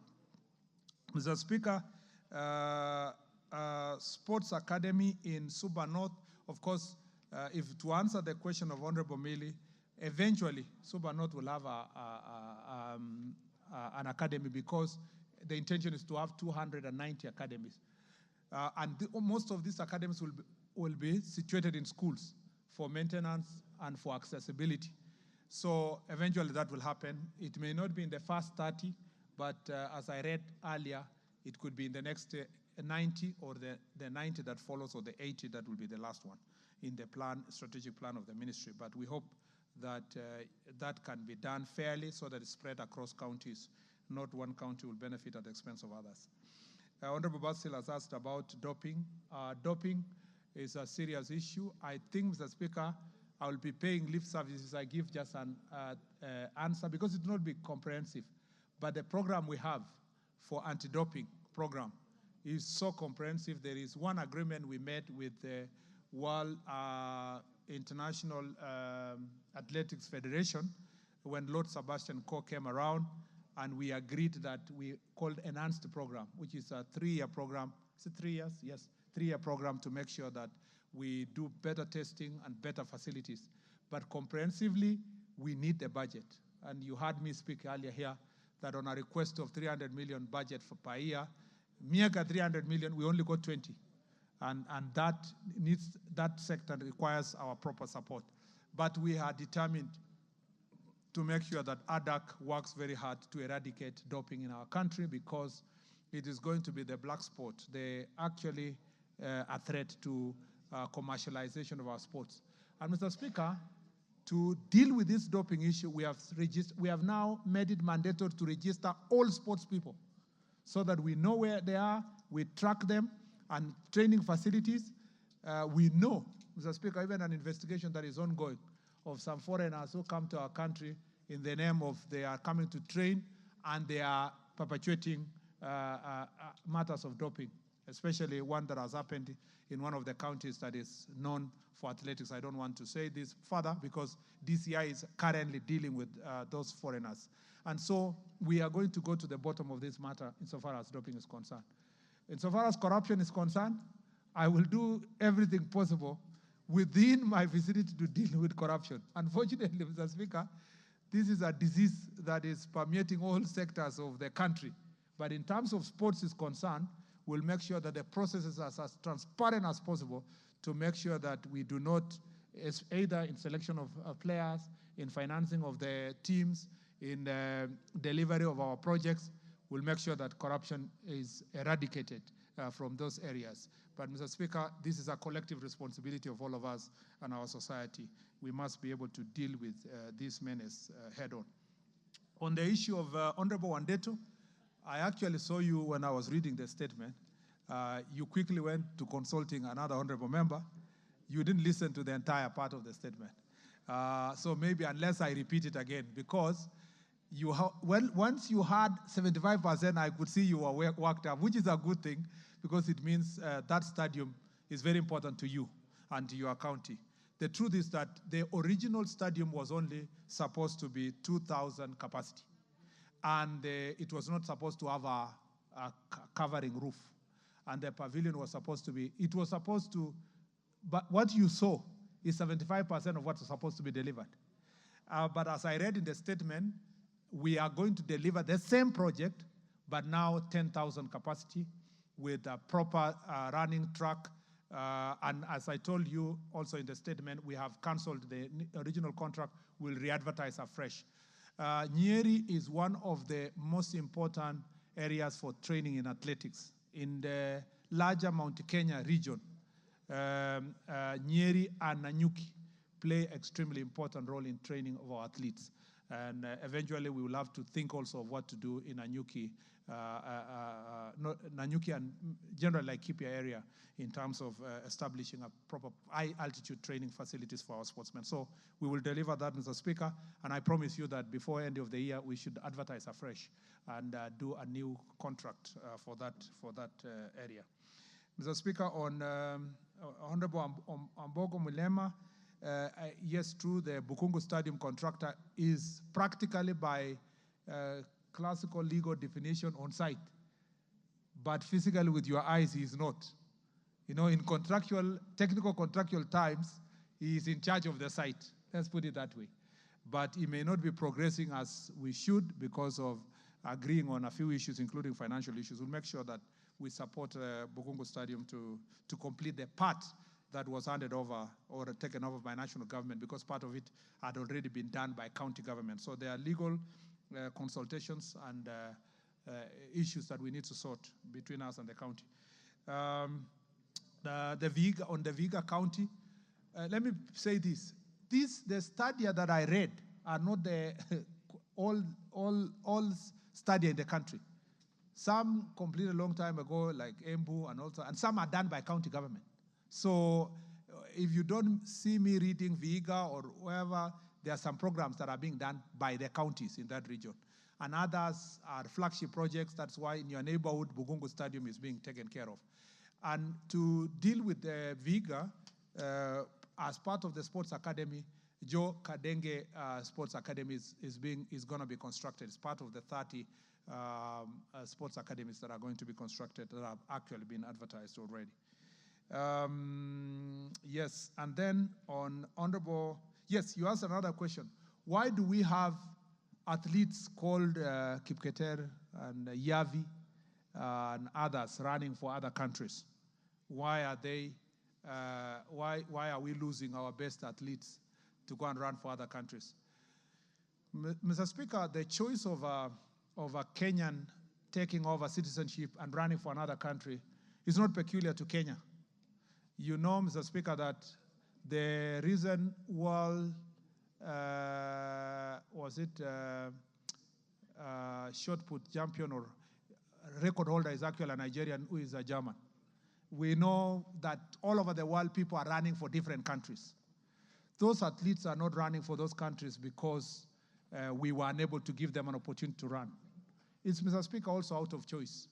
You know, Wilson Kipketer left this country long time ago, 1990s, early 90s, to go and run for Denmark, as of choice. You know, Bernard Kiplagat was doing so well in 1500 and 5000, and as of choice, he went to run for United States of America. Cherono. Stephen Cherono went to run for Qatar. Mr. Speaker. But Minister, the revelation by Yavi on Yes. why she ended up running for another sovereign is something you must address. Mr. Those Speaker. who go voluntarily to take citizenship of another country, we have no issues. Mr. Speaker, as a matter of fact, Yavi, in her own words, say that the competition in Kenya was too hard for her. She could not make the cut in the country. That is why she chose to run for another country.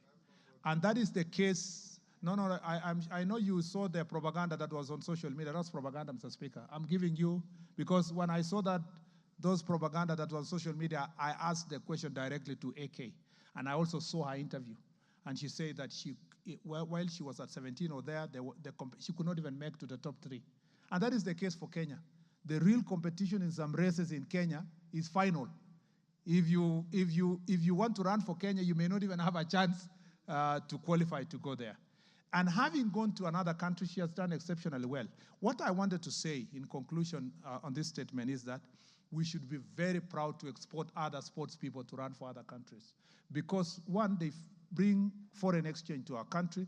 They don't leave the country. They are always here. Mr. Speaker, everything they earn, they invest here. And Mr. Speaker, we should be proud. The question of fairness and corruption in selection of teams will be handled differently, but the question of a choice of an athlete running for another country, and they are Kenyans, they must not be ostracized for doing so. They must be supported for making that choice. The only challenge, the thing we must do as a country, is having exported them to run for other countries, we also work very hard to make sure we beat them in these international competitions. But where they beat us, I would rather Yavi beats a Kenyan than an Ethiopian beating a Kenyan, because we still get the benefits with her beating us than somebody else beating the country. So just like we are exporting labor, we are exporting professors are all over the world, doctors are serving, teachers other parts of the world, athletes also are looking for greener pastures to develop themselves. And those countries have better facilities and better rewards than ourselves. And we must encourage them as we work towards the same as a country. Mr. Speaker, City Stadium is a county facility, and I'm sure that the County of Nairobi is going to take care of City Stadium. Mr. Speaker, on the peace tournament, Honorable Yusuf, I am willing, upon agreement with ourselves, for us to have one-on-one consultations on what we can do together. We have limited resources for us to give to everybody who's doing a tournament. In fact, we have agreed as a ministry that let us just focus on supporting the growth of this talent, but where an individual has come out to say, I want to start a tournament, I want to do this, we also allow them to do so using private sector, so that the little amount we get from sports fund deal with the key events that are national in nature that have been organized. But in terms of coming to watch your team, I'm happy to come. And also you should challenge the Bunge FC to come and play a curtain racer.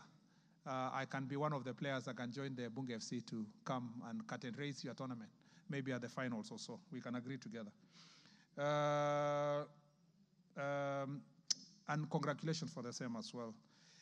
Honorable Elmengit, I think I touched on Kapsabet comprehensively, and I told you that it's one of our training facilities for the Kipchoge Stadium that is being constructed in Eldoret, and that is going to be, the process of awarding is ongoing. I think it was post when a decision was made that one of the fields for Africa Cup of Nations was going to be Kipchoge Stadium in Eldoret, and therefore married together as one of the training fields that comes from Kipchoge Stadium. And then for psychosocial support, again, both gender-based violence, psychosocial support for our athletes is something that we must confront. I have established an office in our ministry for gender-based violence issues, and then we have asked all the federations to make sure that they put in place officers that are going to deal with gender-based violence and psychosocial support. I again request all of us, because this is a society problem. It's not only, suicide is not a problem now for only athletes, but also all other professionals in the society. Let's work together to make sure that we deal with this issue. I actually, Mr. Speaker, want to use this time to say, I want to thank your deputy, the deputy speaker, Honorable Sholei.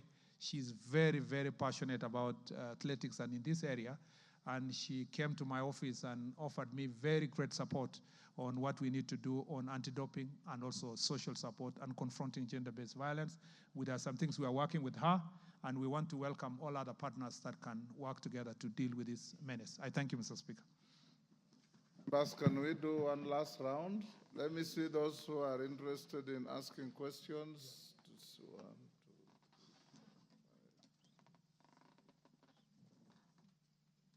Yeah, we can take all of you, provided you ask only one question. If you do more than one, I'll truncate the mic.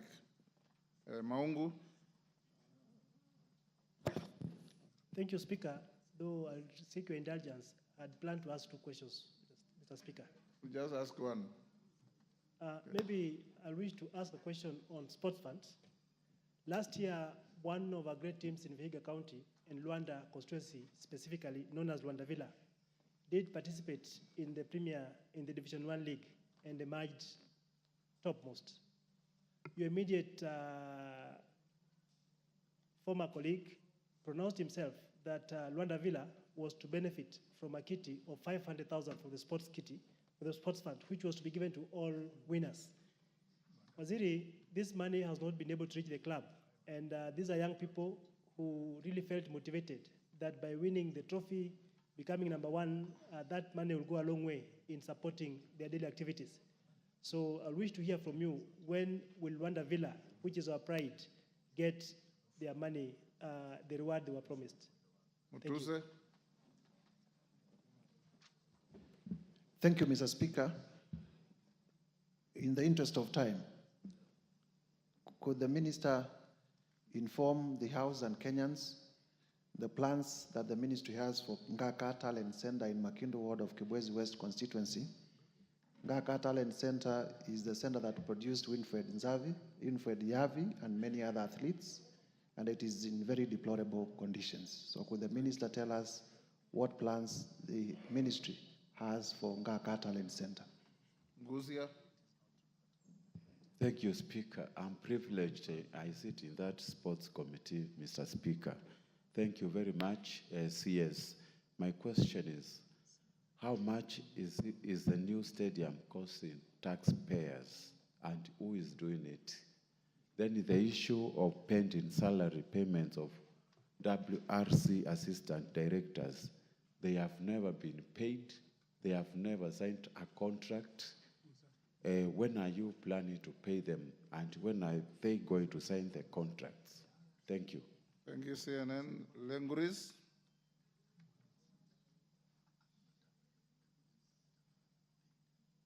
Give Lenguris the mic. Thank you, Mr. Speaker, and thank you, the Waziri, for the elaborate explanation of the work that you do at the ministry, and we really appreciate. Mine is not a question, but a request. That, Samburu is far from here, and every time we hear about the programs in the national government, I've never heard of anyone mentioning that Samburu is being in consideration. And I know that Waziri has been there, and Samburu has one of the poorest. I cannot call it a stadium, but it's a field. Last December, I held a tournament, and I had to put the sand. Every morning, I had to spread the sand so that the players can use the field. So we have a terrible field in Samburu, and we are far from any other region that you have considered building a stadium. So kindly, I put this request to you that when planning, please consider Samburu. Thank you. Oyula. Thank you, Honorable Speaker, for giving me the opportunity. Honorable Speaker, I was happy when the minister said that one of his targets is to develop talents from the lower level, primary schools, secondary schools, and so forth. Mr. Speaker, with the little money we used to have at the CDF for sports, we were able to organize football teams in the constituency, specifically to help those who have already left school and have nothing to do, so that we keep them busy with the sports throughout the day. Now, without that fund, Mr. Speaker, we have nothing to help these youths in the constituencies. Could the minister consider putting aside something for the constituencies for sports so that we help these youths to improve on their sports talents? By something, you mean money? Yes. Mr. Speaker, we will talk about county governments, that responsibility falling under county government. But I want to assure the minister that county government like Busia has more problems than considering funding anything to do with the sports. So our youths are just going to stay there, and the rest, the last thing we will see is thuggery in the villages. So can the minister consider supporting constituencies when it comes to sports? Thank you. Asante. Waziri, mwanzo ningependa kupongeza pia nishukuru wakati ulipokuwa kwa barabara, ulitujua sisi la Mashariki hatuna inchi hata moja barabara na ukafanya mipangilio mizuri. Asante. Na sahihi pia ningependa ufikirie la Mashariki kwa upande wa sports. Upande wa sports na hakika kwa miaka kadhaa au kutoka uhuru upatikane hakuna kitu imefanywa la Mashariki. Na ukiangalia kama mipango yote unayozungumza, uwanja Lamu County yote nzima hakuna wa national government, hakuna wa county government.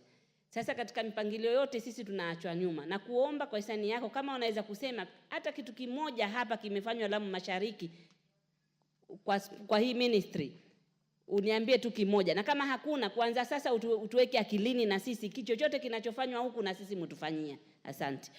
Umezungumza mambo ya klabu pia ziko, labda unaweza ziwezesha, na kama huzijui ziko klabu ndogo ndogo kule pengine zinaweza wezeshwa. Kuna King Royal, Biladi, Faza United na zinginezo nyingi. Asante. Is that Akuja? Namwar. Yes, Namwar. Thank you, Honorable Speaker. I want also to thank the CS Sports. Honorable Speaker, my take is to actually acknowledge the importance of sports and to thank the Minister, CS Murkomen, for taking it seriously. And for me, I give the background of OKM tournament that is solely resource mobilized by the CS and also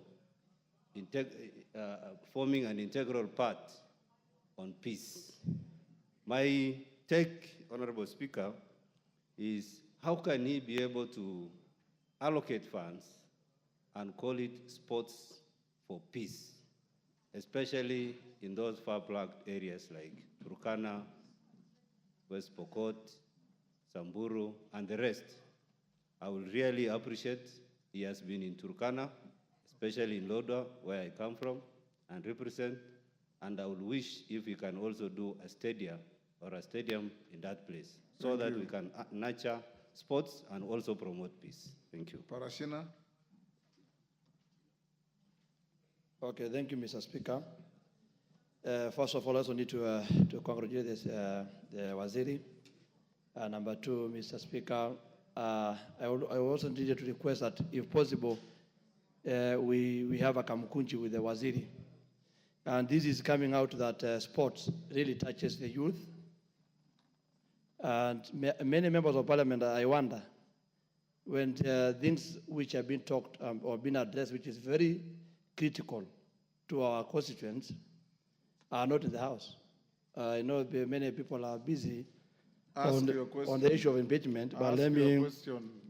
My question is about sports. Stop being irrelevant. Okay, let me just answer, Mr. Speaker, no problem. Yeah, my question is about if at all we can do the coverage in other areas. For example, Kajiado has not been mentioned, and we have the best runners also. We have best people in javelin. So we need to ask that in this sports academy, if they can be done and the proposal come in for finance purposes, me personally, I'm ready to support them to get more funding for purpose of having it equally distributed among other constituencies, Mr. Speaker. Thank you. It was just an observation today. Thank you. Mukunji. Thank you, Honorable Speaker. And I don't want any preambles to your questions. Yes. Just ask questions. Thank you, Honorable Speaker. I also want to applaud the Waziri for availing himself and congratulate him for fitting in the office, the new office of the CS for Sports. Honorable Speaker, I would like Waziri to tell me and explain to my people in Embu when is Njokere Stadium starting, because it's one of those promises that we were told by His Excellency the President when he came in there. Honorable Speaker, we have a team called 3KFC that is doing very well nationally. And Honorable Speaker, we need, as Waziri is supporting the sport from bottom there, let the money for sports go directly to those teams that are from Mashinani. Thank you. Bokoyo, one at a time, you've asked your question. We are running out of time, Mukunji. Okay, give him. Thank you, Honorable Speaker. I just wanted also a clarification for actually public knowledge, Honorable Speaker. When Waziri came into the office of the CS Sports, there was a picture trending of a very quick change into the furnitures of the office. I wanted to know, Honorable Speaker, because I know Waziri as a very prudent person, is it public funds or there was just a change of furnitures as one CS was leaving and the other one coming in, Honorable Speaker? Thank you very much. Ngokoyo. Thank you, Mr. Speaker. I want to ask my namesake, the CS Onesimus, like myself. Ngong hosts among the highest number of athletes. When you are starting the Deputy Speaker is distracting me, Mr. Speaker. When you are starting the Deputy Speaker? Yes, Sholei, she's pointing at me, Mr. Speaker, the Honorable Boss. She has many fights nowadays. Mr. Speaker, the stadium that you are doing at Ngong Road, Waziri, about 300 registered athletes, and even more operate from Ngong. Ngong has one of the best attitudes for athletes who do long distance marathons. Helen Obiri, in her interview with international media, mentioned that her greatest disappointment was that she used to train at Ngong, but she used to come for her track training at Nyayo Stadium. When you were starting off, your predecessors, when they were starting off the Ngong, what now we are calling the Talanta, The agreement was they would do something for Ngong athletes because it is one of the hubs that has so many people. You're saying you're doing 2 tracks in your statement. For track, you said you're doing 2. Why didn't you consider doing 1 in Ngong? Because you know very well that there is nowhere else around the metropolitan area that has even the number of training centers that we have. Actually, most of the international ones are at Ngong. Leave alone that, government agencies, the KDF, Kenya Police, have even stationed their camps for these athletes who do the same at Ngong. It has also left Ngong Stadium, where now they should have operated from, nothing happening. While all the materials, the ballast, the sand, comes from Ngong. Ask your question, Gogoyo. So I want to ask you, Waziri, why didn't you consider doing the track at Ngong? Owen Bayer. Thank you very much, Waziri, for coming in to answer the questions, but also just a quick one. When are you considering building a stadium in the North Coast? You know, the North Coast does not have, we have great talent. Great footballers of Harambee Stars came from Kilifi, Abbas Magongo. You want me to give you the list? But we do not have. We only have Kwale, the new one, Mombasa, Mohamed Abbas. All those big footballers came from Kilifi. Lucky Boys, there used to be a team called Lucky Boys, a big team that was one of the greatest teams in this country. But then, no one has ever considered to look at the North Coast as a home of talent and build a stadium. I ask you, during your tenure, look at it and see what you can do, and make sure that Thank you, the North Owen. Coast has a stadium. You've made your point. Thank I see how many more hands. Cases? One question. We want to bring this to a close. Those who have just come in, I'm not giving you any time. Thank you so much, Mr. Speaker, and thank you, Waziri. This is the sports person, and you're in the right ministry.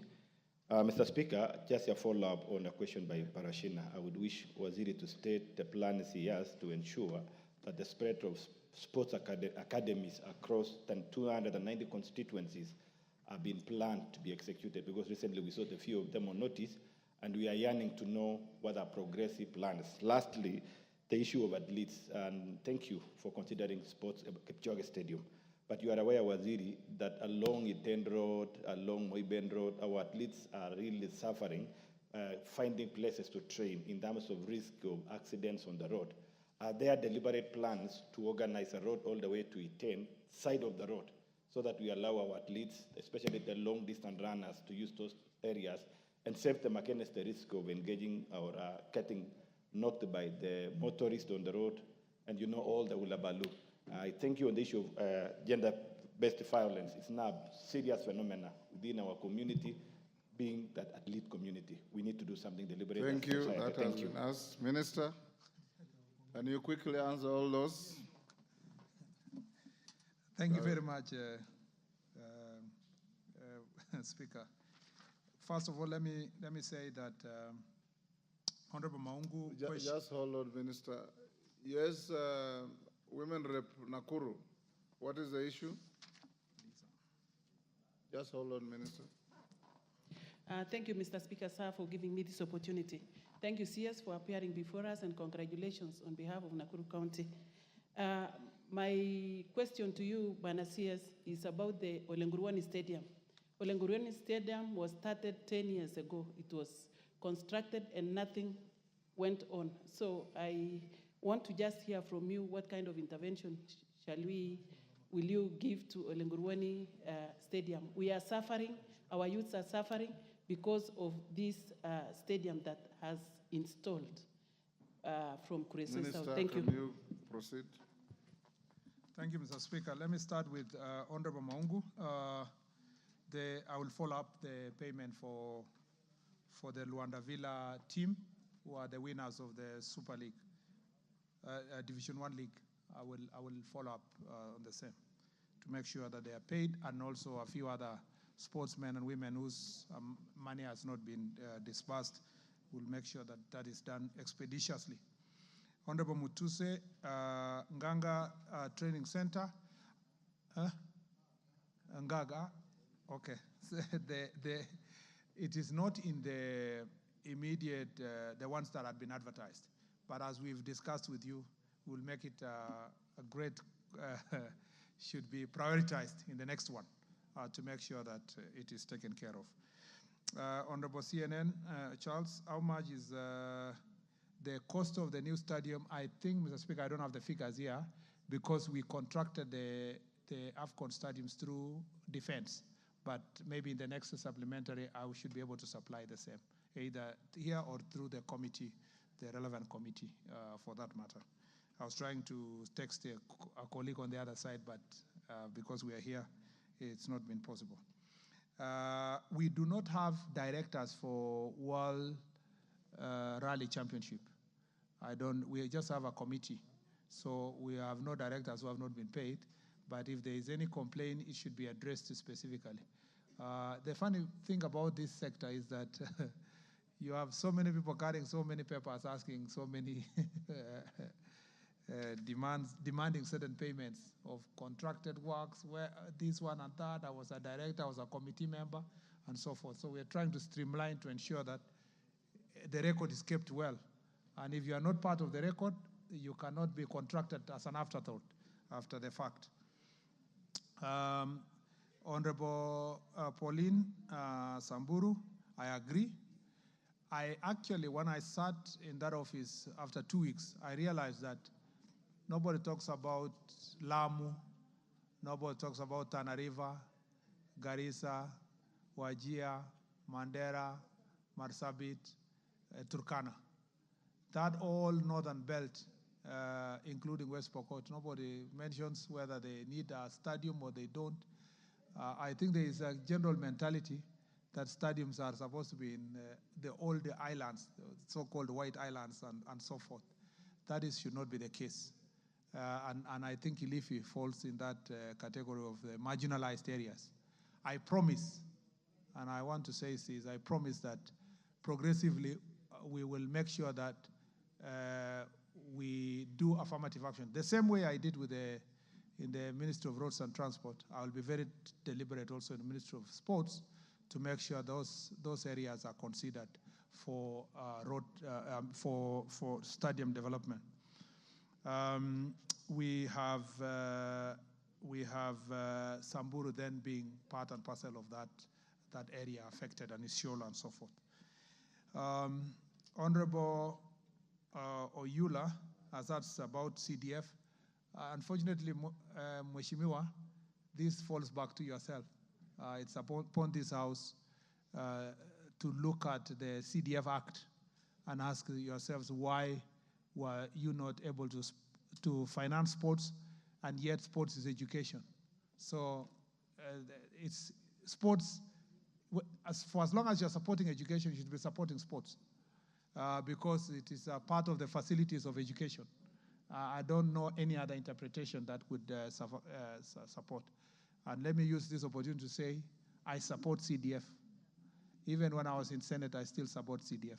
I believe it is the best managed fund in the country in terms of development. So if we can allow CDF to also do sports facilities, it's extremely important. I think the interpretation that CDF is unconstitutional, from my position, is misguided. But it's up to the person who made it, and we are allowed to criticize decisions anyway.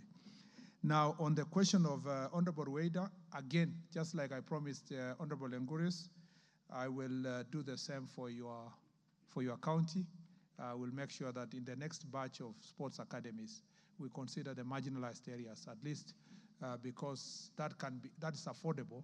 We can start from there as we move towards 10,000, 15,000 sports facilities. Honorable Namwar, I am inspired by your suggestion that, because that is a question I was even asked during vetting, that what is the role of sports in promoting peace? I think we should transition what we started together as well-wishers and as CSR to the people of North Rift. We can transition that to think through it as government, how we can structure it to remain consistent with dealing with the menace of banditry and other peace-related issues in Kerio Valley, and then becomes owned by the counties and the leadership from that region. I also need to say that when we were playing that tournament in Turkana, I was very surprised that we were playing at almost 40 degrees at midday, and you're playing on sand. I think, your county and others deserve to be treated differently and as really marginalized areas. Honorable Parashina, I received your letter on the request of, I don't know, maybe he has left, on the request of the sports academies, and I think we will try our best to respond to the issues you've raised in Kajiado. And maybe now that you are not here, we can start with Ngong. Oh, yeah, it's here, okay. I received your letter. Thank you. Thank you very much. And we will put it into consideration. When it comes to Honorable Mukunji, yes, I am informed that before the Embu Stadium was constructed, Jukiri was supposed to be the first one. And so we'll see in the queue how else we can come back then to Embu. At least having considered a few of other your colleagues here who are in serious problems, at least you have one stadium. Because of the Madaraka Day, it moved to Embu itself, but Jukiri was supposed to be the priority initially in that place. You have asked the question of the office furniture. I almost did like Balotelli once said that, why always me? The furniture issue is not, the cabinet secretary does not furnish offices, and neither does the cabinet secretary procure furniture for furnishing offices. The truth of the matter is that the furniture that is established there is part of furnishing Talanta offices. We have not occupied Talanta fully yet. In fact, the PS office is still squatting somewhere. They are completing. And also the PS youth has not moved to Talanta because for people who know, it's a new building. So it's being redone, and then after it is done, it will all be furnished. So luckily, in the process, my predecessor was there, and when I came in, the furniture was moved to other offices, other furniture was brought there. So I did not move with the furniture from transport. It is the work of the ministry to furnish the entire building. And that will go on until all the staff we need to occupy the headquarters is done. And why I said, why always me, is that people are saying the furniture is very beautiful. Yet it's a furniture that is in all other ministry offices, as you may have gone to other offices across the country. But I'm used to that now. Honorable Ngogoyo, very true. I had a meeting recently with Mary Mora after she came from the Diamond League. She's also trained there. She came with the athlete Cheriot. And we had a long discussion about what we should do with Ngong. I agree with you that we should prioritize Ngong. Other than Iten, Ngong is the other place that has very many high-altitude training athletes. And we are going to do something to make sure that that is sorted. Both the stadium there for track events, but also the routes that are going to be used to run along the hills. We also need to know and hope the county government, when they are giving out permits for people to construct, we need to take care of routes that can be used for training. And we need to preserve Ngong as a very valuable, a jewel for our athletes when they're training. And I think we really need and deserve to do so. Honorable Bayer, as you said, is true. There's a plan to do something in Shanzu to start with, which is still in Mombasa. And I believe that we should also move to Kilifi County to make sure that you have a proper facility. But what we want to do in Shanzu is of international standard, the equivalent of Nyayo, or somewhere between Nyayo and Kasarani, or between Nyayo and Talanta, something, because the low altitude competitions take place in places like the coast region. We want one stadium to be done there of a magnitude that can help us in hosting competitions, because you can't host it in high altitude areas, a very high altitude area. Honorable Ruto, I agree that we need to safeguard the roads or roadsides for running by our athletes. When I was in the Ministry of Roads, we had worked together with, if you go to Ite now, our plan was to make sure that we safeguard running tracks with Maram. You don't need to put the tarmac in the side roads for running. And I think that should go on. I believe that my colleagues in the roads and transport sector will continue the good work, the plans that we had to make sure that this is achieved, not just in Elgeyo Marakwet alone, in all the training areas across the country, especially where people are running.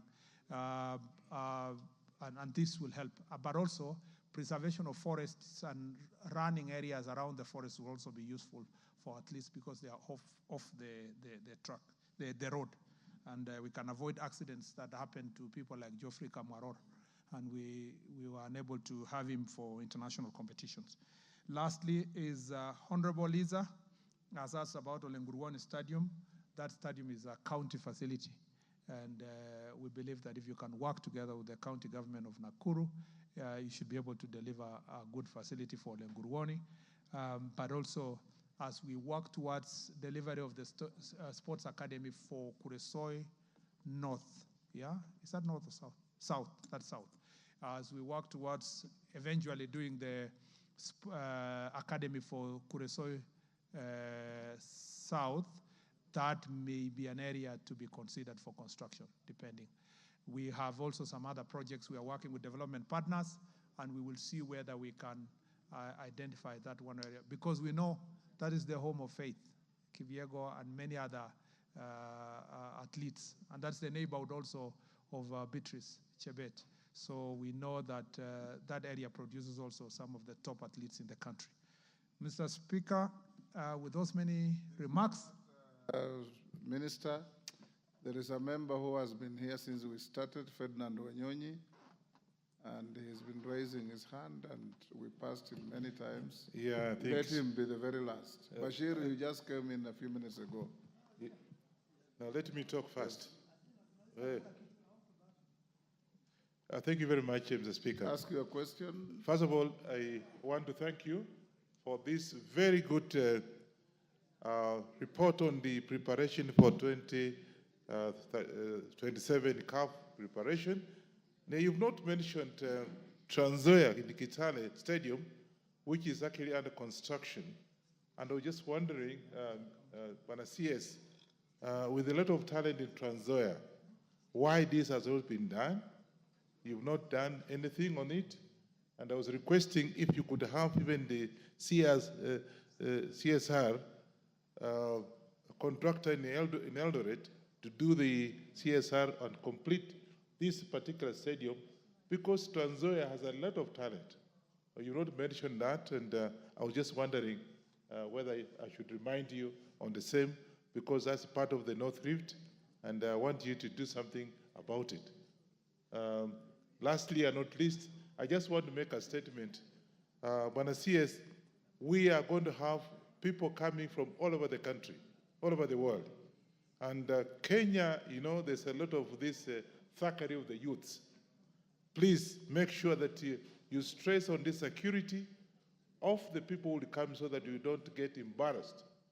At the same time, the accommodation for the visitors, again, you have not mentioned. I want you to mention that as well, because it's very important. We want to give a very good image of our country. And so those preparations should have been mentioned here so I can be able to see who they can interject. Thank you, Mr. Speaker. Minister, that's the very last. Mr. Yes, Speaker. Bashir, sorry, Minister. Bashir, Yes. when the Speaker says is the last one, respect it. Thank you very much, Honorable Speaker. You know, in other places it's mentioned that it's ongoing, it's stalled, but in Northeastern, Wajir, Mandera, Garissa. He has covered the whole Nothing. area and said you are marginalized. He's going Yes. to give you affirmative action. But Mr. Speaker, I want him to come out very, very clear to say that something will be done in Wajir, in Mandera, and Garissa, without saying that something like marginalized. So, Mr. Honorable CS, what plans do you have for Wajir, Mandera, and Garissa, and the other northern Kenya counties, specifically those that don't have stadiums? Please give timelines so that we know that you will be able to start at what date and something like that. Give us timelines of starting stadiums in those regions. Thank you. Minister. Mr. Speaker, on Honorable Wanyonyi's question, the Kitale Stadium is a county facility, so and it is being done by the county. Until such time that we can have a partnership, if need be, in future, we will see what to do. But at the moment, it's being done and managed by the county government of Trans Nzoia. Number two is that we have the issue of, you are very right, preparation for AFCON is not just infrastructure. Today I just came with infrastructure, but I shall be chairing an intergovernmental meeting for cabinet secretaries to discuss now to prepare for the overall preparation, which is infrastructure, airports, the roads, the security, what kind of security is going to be done, housing, you know. But also this is an opportunity for people to invest in AFCON.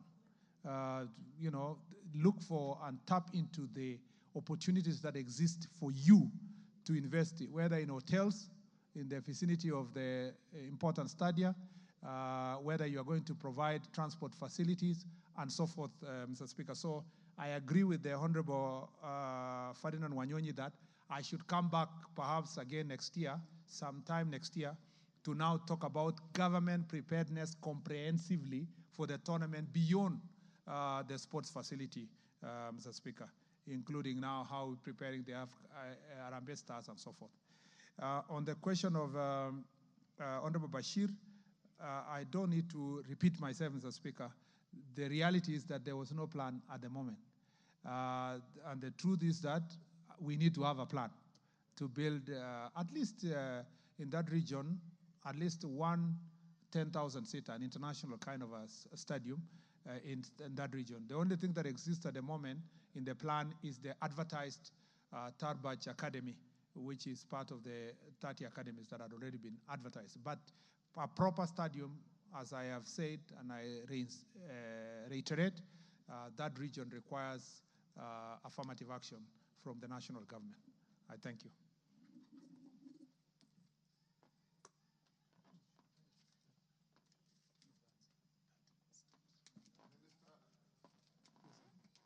Minister, we have come to the end of our interaction. Well done. If there are any outstanding issues, you can be invited to the committees anytime, but please try and manage our football. Number two, in other jurisdictions, these foreigners who come for high altitude training must be and are treated as high-end tourists and pay sufficient premium to boost our economy. I don't know what plans you have for those high-altitude training. You remember the Radcliffes and all those fellows who train in your county, renting little huts and not contributing to this economy, and then going to be world beaters because they have enjoyed our serene facilities. What are you planning for this? Because in other jurisdictions, you'll find this kind of training is actually a major contributor to the GDP of the country. Mr. Speaker, I truly recognize your passion for football and organization of our football. And I, from vetting to today to when I meet you privately, you have always insisted that... Even when we watch Arsenal together. Yeah, even always... when we watch Arsenal suffer together, Mr. Speaker.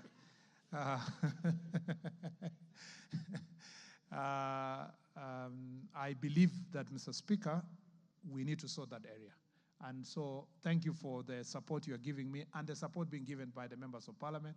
We will do, it's not an easy area because it has been a problem for a long time, but we are doing everything possible, using the coming elections to make sure that we open up the space and ensure that democracy prevails and we get the best people to come and manage our football. On the question of the athletes, we allow us to think about it further because, Mr. Speaker, we are easily going to be asked, why are you charging higher for that person coming to train to run and not the one who has come to film at the national park or so forth. So let me say this, that in our policy consideration, we will have an holistic approach to the same. The thing is that maybe then another issue is that when we build these facilities like Kamaranj Stadium or Kipchoge or Kapsabet Stadium, maybe they will access those training facilities at a higher fee than the locals themselves, so that then it is the training environment and facilities that can help us get these resources. Otherwise, I truly agree with you that these people make a lot of money by training here, and they live very little because they live in small cubicles in the training facility, and then they very little for them to live here as an investment. But also, there has been a failure in the past in terms of investors. Very few investors have identified and invested in the facility. For example, this Ngong that we've discussed, Honorable Ngongoyo, if someone had a proper stadium there for training and then put an hotel there, they would get a lot of money. And that's where we want to tell private sector, you have an opportunity to make money in sports, and sports can really become an area that can enrich the Republic. I thank you, Mr. Speaker, for the opportunity to be here. Excited to be enjoying this discussion with honorable members.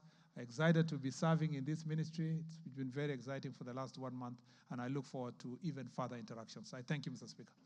Thank you, Minister. You are released to go back to your ministry with your team. Next order.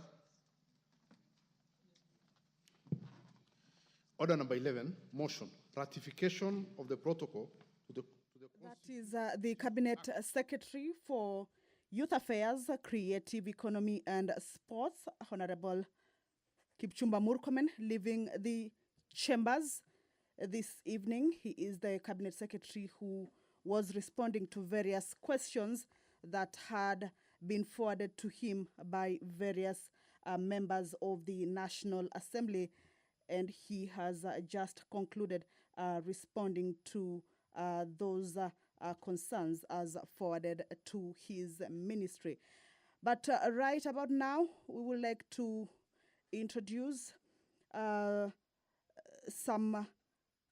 clip. This is with regards to the activities of the members of the National Assembly. This is members of the National Assembly that is yesterday on Tuesday discussed at length the implications of the judgment delivered on Friday by the High Court declaring the National Government Constituency Development Fund Act 2015, commonly referred to as NGCDF Act 2015, unconstitutional. The National Assembly has indicated it will appeal the verdict. Here is a recap of that debate in this story prepared by Parliamentary Media Relations Officer Muremi Mwangi.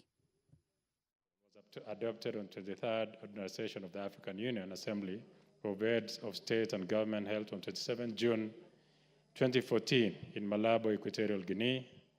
It governs the operations of the Pan-African Parliament, aiming to enhance the full and effective participation of African peoples in the economic and development and integration of the continent. Madam Speaker, I'm sure many members of Parliament, without prejudice, have really never understood how Pan-African Parliament operates, and this protocol helps in making sure that it makes it easier for countries to understand the role of Pan-African Parliament.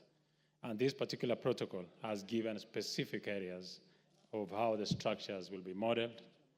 Honorable Speaker, the protocol has outlined the composition, powers, functions, and structure of the Pan-African Parliament, including its organs, such as the plenary and committees. It seeks to provide a voice of African people and diaspora, promote AU policies, uphold human rights, democracy, good governance, as well as foster cooperation. Additionally, the protocol aspires to advance peace, prosperity, and solidarity across Africa while promoting regional integration and active involvement of the African diaspora. This will be very interesting to the members who are in a Pan-African Parliament, because for the first time, other than what was provided for by the African Union, the Pan-African Parliament will be able to have some established kind of order in terms of how the committees will be running, how the plenary will be running, and so on and so forth, Madam Speaker. Madam Speaker, the protocol and the accompanying parliamentary memorandum on the ratification of the protocol from the Ministry of the Foreign and Diaspora Affairs were laid on the table of the House on Tuesday, the 8th of August, 2023, and subsequently committed to the Committee on Defense, Intelligence, and Foreign Relations. Pursuant to Article 118, 1 and B of the Constitution and Section 8, Sub-Article 3 of the Treaty Making and Ratification Act, CAP 4D, the committee placed an advertisement on 2 local dailies on 16th of November 2023, calling for the submission of the memoranda from the public regarding the ratification of the protocol. However, by the close of the deadline, the committee had not received any memoranda for or against ratification of the convention. Madam Speaker, like I was saying, not many people really do understand how Pan-Africa Parliament operates. And like I said, even members of Parliament have a struggle in understanding how it operates. I hope that this protocol will make it very easy for members of Parliament and the public of all these countries who are secondary to Pan-African Parliament, who have members secondary to Pan-African Parliament, to understand it even better and appreciate the role that Pan-African Parliament plays in the African Union and enhancing cooperation between African countries in this platform of Parliament, in the Pan-African Parliament. Madam Speaker, in its deliberation, the committee was briefed by representatives from the Ministry of Foreign and Diaspora Affairs on 5th December 2023, who presented the justification for the proposed ratification of the protocol. Madam Speaker, having considered the protocol and analyzed the submissions made, the committee observed that, number 1, the protocol aligns with the Constitution of Kenya and upholds the constitutional values. And number 2, Madam Speaker, the protocol could advance the participation of African peoples in governance, safeguarding democratic principles, protect human rights, and promote good governance across the continent by giving a voice to the African citizens and diaspora.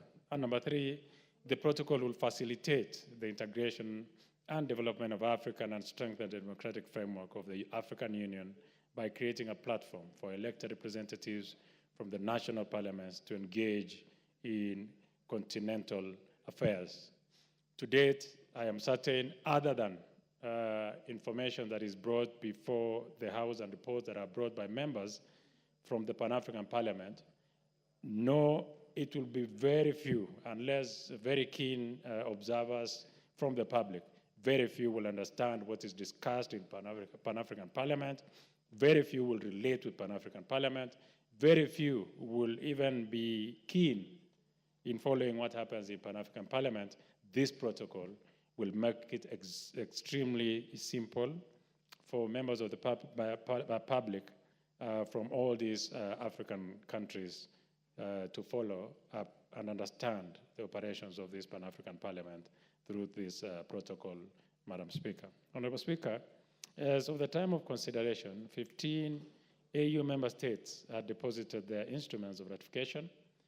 Kenya signed the protocol on 16th of July 2023 and is yet to ratify it. Kenya's participation in the Pan-African Parliament enhances its influence in the region and fosters strong cooperation among African nations. Madam Speaker, normally Kenya is one of the countries that is extremely active in our region, and you've realized that already 15 countries in the African Union have already appended their signature to this protocol, but Kenya is yet to do that. So we were lagging behind because of this process that had to be undertaken. Madam Speaker, by engaging with parliamentarians from across the continent, Kenya can address shared challenges and develop collective solutions. Furthermore, Madam Speaker, participation in Pan-African Parliament enables Kenya to contribute to shaping regional policies that promote peace, security, and socioeconomic development. Enhanced regional cooperation provides Kenya with opportunities for trade, investment, and knowledge exchange, all of which contribute to its economic growth and prosperity. Before I continue, Madam Speaker, I think it will be very important in future that the members who go to Pan-African Parliament, particularly those from Kenya, must always address Parliament on exactly what they've discussed. If you just pay a little attention of what I just said, is that there's so much opportunity that we lose because of our people not getting the knowledge of what is available across the borders. And it is this Parliament and members who are secondary to Pan-African Parliament that should be able to be providing to the country detailed information of opportunities across the borders of this country to enable this country to enhance its trade and even allow free trade and flow of information, and make sure that even Kenya is able to participate beyond the borders, as well as opening borders for trade, investments, and opportunities for this country. Madam Speaker, the obligations of that protocol fall under the jurisdiction of the national government. Financial provisions for the protocol's implementation, including administrative costs, will be factored into the regular budgetary estimates of the relevant institutions. Honorable Speaker, having reviewed the protocol and considered the submissions made, the committee recommends that pursuant to Section 8 of the Treaty Making and Ratification Act, Cap 4D, this House adopts and approves the ratification of the protocol to the Constitutive Act of the African Union relating to the Pan-African Parliament. Honorable Speaker, I beg to move and urge the Deputy, Honorable Major Sheikh Bashir, my Vice Chairperson, to second.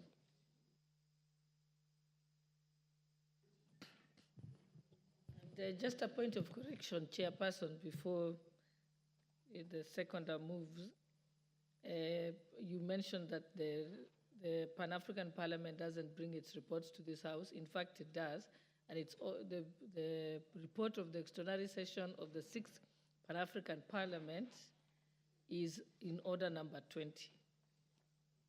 So that can be corrected in the Hansard. I correct that. Actually, my point was that the report must even be subjected, not just to the tabling on this House and even debating it. Many people don't understand it. So there has to be other ways of making sure that the information that is brought to this House, other than what is available on the Hansard, is able to reach the public.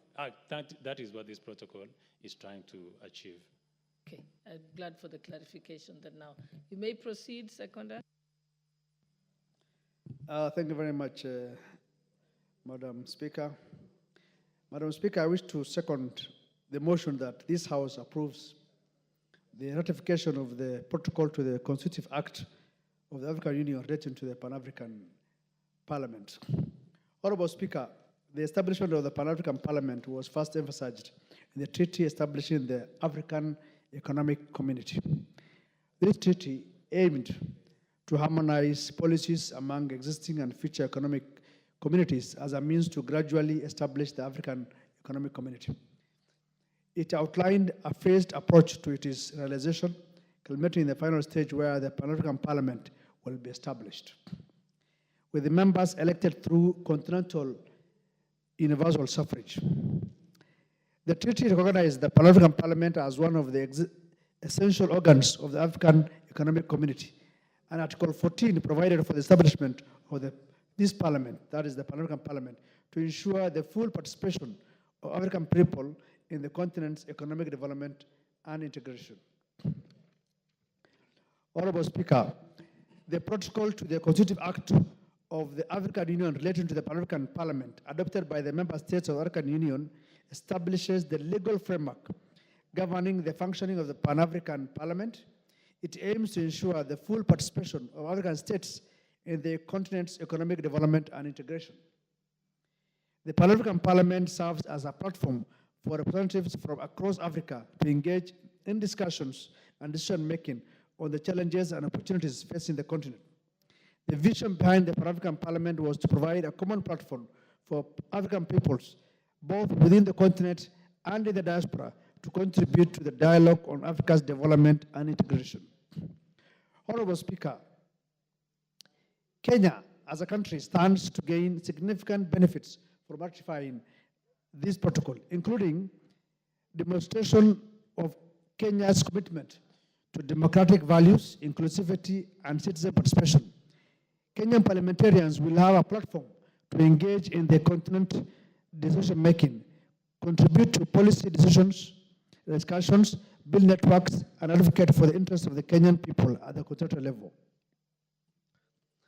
2, align itself with the broader objective of African unity and integration to strengthen its cooperation with other African nations in addressing common challenges and promoting regional stability and fostering economic cooperation. The third benefit, the protocol will grant Kenyan parliamentarians a voice in shaping continental policies and initiatives. This will allow them to propose resolutions, contribute to discussions on matters such as peace and security, human rights and development, and advocate for positions aligned with Kenya's national interest. Active participation, the fourth one, active participation in the Pan-African Parliament will elevate Kenya's profile within the African Union and the continent as a whole. This will provide an opportunity to showcase Kenya's achievements and contributions, potentially attracting investment, tourism, and other forms of cooperation. Honorable Speaker, the Pan-African Parliament serves as a critical platform for shaping continental policy and initiatives. Kenya's participation enables its parliamentarians to propose resolutions, influence decisions, and discussions on peace, security, human rights, economic integration, and sustainable development. Active engagement will allow Kenya to assert itself as a regional leader and ensure that its perspectives are considered in continental decision-making processes. Honorable Speaker, this protocol has 17 articles. Of importance, and maybe that one that generates maybe a debate or discussions, are 3 articles. That is Article 4, Article 5, and Article 7. Now, Article 4 talks about election of the members to the Pan-African Parliament. Now, this article proposes that members are elected by the Parliament from outside its members, that is 5 members, and ensuring that there's political diversity. This is actually in line with how we elect EALA members. So the same way EALA members are elected is the same way now the Pan-African Parliament members will be elected. Article 5 talks about terms of office. It talks about it's 5 years and can be elected on a further 1 more term.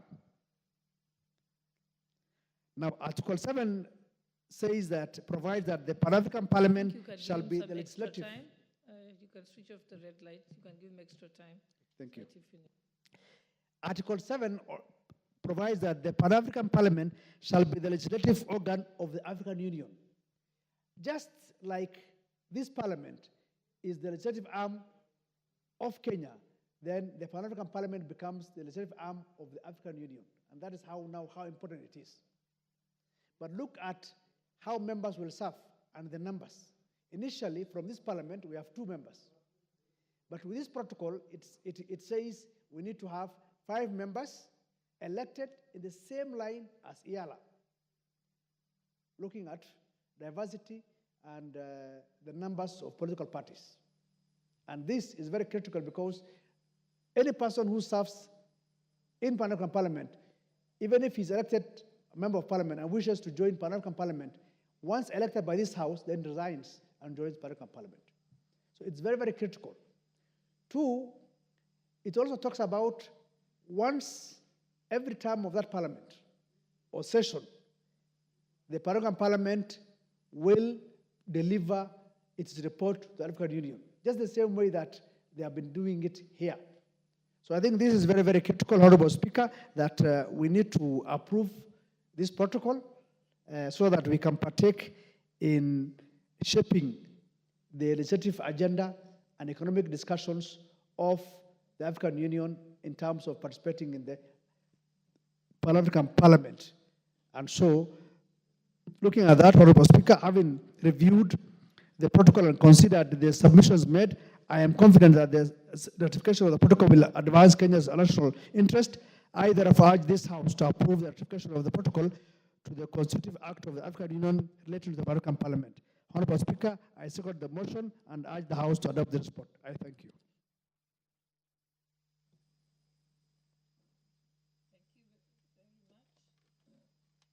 I think now, honorable members, I now propose the question that this House adopts the report of the Departmental Committee on Defense, Intelligence, and Foreign Affairs on its consideration of the protocol to the Constitutive Act of the African Union relating to the Pan-African Parliament, laid on the table of this House on Thursday, 19th September 2024, and pursuant to the provisions of Section 8.4 of the Treaty Making and Ratification Act Cap 4D, and approves the ratification of the protocol to the Constitutive Act of the African Union relating to the Pan-African Parliament. Honorable members, I think I have on the intervention button for contributions the Honorable Member for Yatta, Honorable Robert Basil. Thank you, Madam Speaker. I had actually slotted to contribute to the Technopolis, but so I think I'll not be able to contribute much of this. Okay, and the Honorable Nikal, were you going to contribute to this one? Yes. You may proceed. Thank you.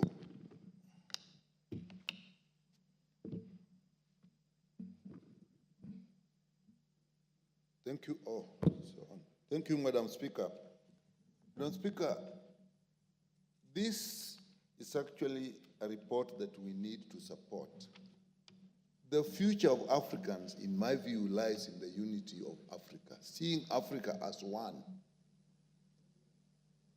both in socioeconomic and, if possible, political sense. We really need to improve free movement of people across Africa, have roads across, have airspace, have rails, because that is the only way we can take advantage of this great expanse place we are in. Right now, you know how sad it is that many young Africans actually die in the Mediterranean Ocean trying to run away from Africa and go and live in Europe. And they say they would rather die in that effort than live in this continent. We must improve that. If you look at all the great nations, the powerful nations, it's actually numbers. It is the expanse and the large populations that they have. If you look at the USA, basically that is their main strength. You look at China, that is coming up. It's a huge expanse that is actually one unit.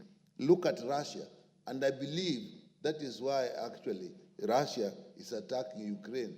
They are hoping for the previous great USSR, because that was a great nation. Look at what India is doing. So unless we really get together, we will not go far. And this was the dream of our great leaders who actually led us out of colonialism. The likes of Kwame Nkrumah, Julius Nyerere, Sekou Toure, Tom Mboya, they had the idea of actually having one great United States of Africa. Of course, the colonists would never allow it, and it did not work. But I think it is still possible to have a Union of Africa, more or less in the fashion of a European Union, that will allow free movement, free trade, so that we can strengthen ourselves. Therefore, Madam Speaker, an instrument that links the Pan-African Parliament with the African Union is a necessity. It is something that I really support. That is what we need. Africa is large. Young Africans, this large population, should be allowed to move freely across this continent, utilize the potential that we have, and see ourselves as one. So, Madam Speaker, ratification of this protocol is a step in the right direction. And those of us who actually get into the Pan-African Parliament should see ourselves as creating one big unit, not going there to compete for the single unions. If you read history, you find that the last great meeting to get one African Union was actually literally sabotaged by the colonialists. In fact, they convinced the several small African states that if you have this great union, you will today, I think it was in Accra, you will today leave this city not as a president, but just as part of a small unit. And with that, everybody said we would rather be a president in a small unit than be some small person in a greater union. And that is how they killed it. So if we see the Pan-African Parliament as a route that actually can slowly start building that great unity that we need, we must support it. To that extent, Madam Speaker, I support the committee report that recommends that we actually sign this. And the more African countries that sign this treaty and moves us closer to actually getting people elected in a more substantive way to the Pan-African Parliament and start looking at Africa as one unit, that we should stop having to fly to Europe to go to come back to Africa. And I think this is the right way to go. With that, Madam Speaker, I support the committee report. Sorry, the Honourable Member for Marsabit, Honourable Naomi Wako. Thank you, Honourable Speaker, for giving me this opportunity. Honourable Speaker, when you look at the House, you can clearly see that we have many members out having some other meetings. And this is a very important debate that is going on.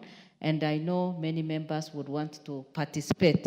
And therefore, pursuant to the Standing Orders 96.1, I move that the debate on this motion be adjourned to enable more members to contribute to this very important motion. And we proceed with others. Thank you. Honourable members, I propose the question that the debate on the ratification of the protocol to the Constitutive Act of the African Union relating to the Pan-African Parliament be adjourned. Will as many as of that opinion say aye? Aye. Will as many as of the contrary opinion say nay? The ayes have it. It's thereby adjourned. Order number 12, the Technopolis Bill, National Assembly Bill number 6 of 2024. Second reading, resumption of debate. I think when you completed debate, there was no one on the floor. So I think we can come to you, Honorable Basil. Okay, proceed.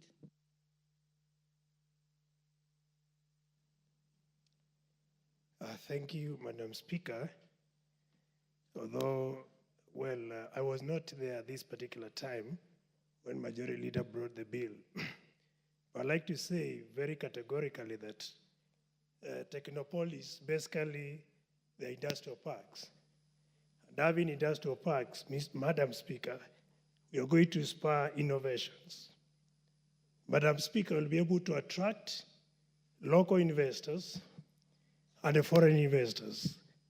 Number two, why it's important to support the bill is going to create job creation, Madam Speaker. Today, we have so many unemployment youth in Kenya, Madam Speaker, and having technology will have to create employment for Kenyans within the country, Madam Speaker. This bill is also going to ensure that we diversify source of revenue for this country, Madam Speaker. Madam Speaker, some of the flaws that I witness of this particular bill is that it's going to add burden to taxpayers. The reason why I say that, Madam Speaker, is because many of our taxpayers, ideally, they want investment to go where it can be recouped. And putting money in industrial parks, Madam Speaker, will require huge investments, and this is going to slow development in terms of how much money can be generated through the industrial parks. Importantly, Madam Speaker, if you look at this particular bill, it's going to create some form of disparities when it comes to development. because the parks are likely to go to urban areas and leave rural areas, Madam Speaker. Again, another flaw I see in this particular bill is about investing money which is going to result to stalled projects, as we have seen with the Techno City, Concert City, which has consumed billions of shillings, and this money has not been recouped. If we were to put this money in irrigation, Madam Speaker, we'll be talking of food security in this country through irrigated agriculture, Madam Speaker.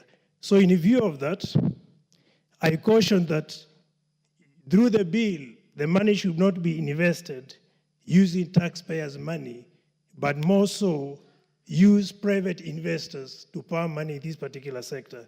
With that, I support, but with amendments, Madam Speaker. Thank you.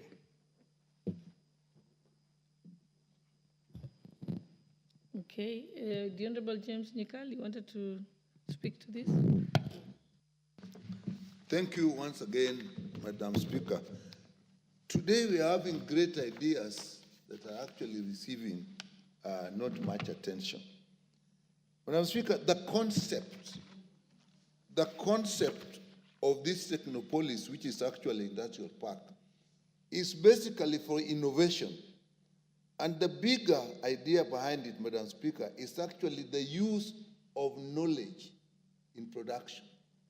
You know, in many countries, these are actually linked to universities, so that you have industry creating industrial parks where university don't actually do research, and the new ideas that are actually generated are immediately applied and commercialized. So that you find that as ideas come, they actually are utilized for production and for improvement of mankind.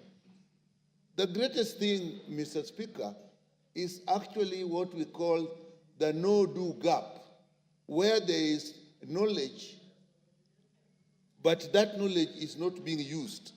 Historically, the greatest, what we can know in history, where there was knowledge that was never used, is the problem of scurvy, which is vitamin D deficiency. And Mr. Speaker, what happened? People knew for 100 years that scurvy can be treated and prevented by vitamin C for 100 years. And yet, sailors were dying, and this was not being utilized. Until somebody figured out that all you had to do is actually carry some citrus fruit on these long voyages, and that saved sailors.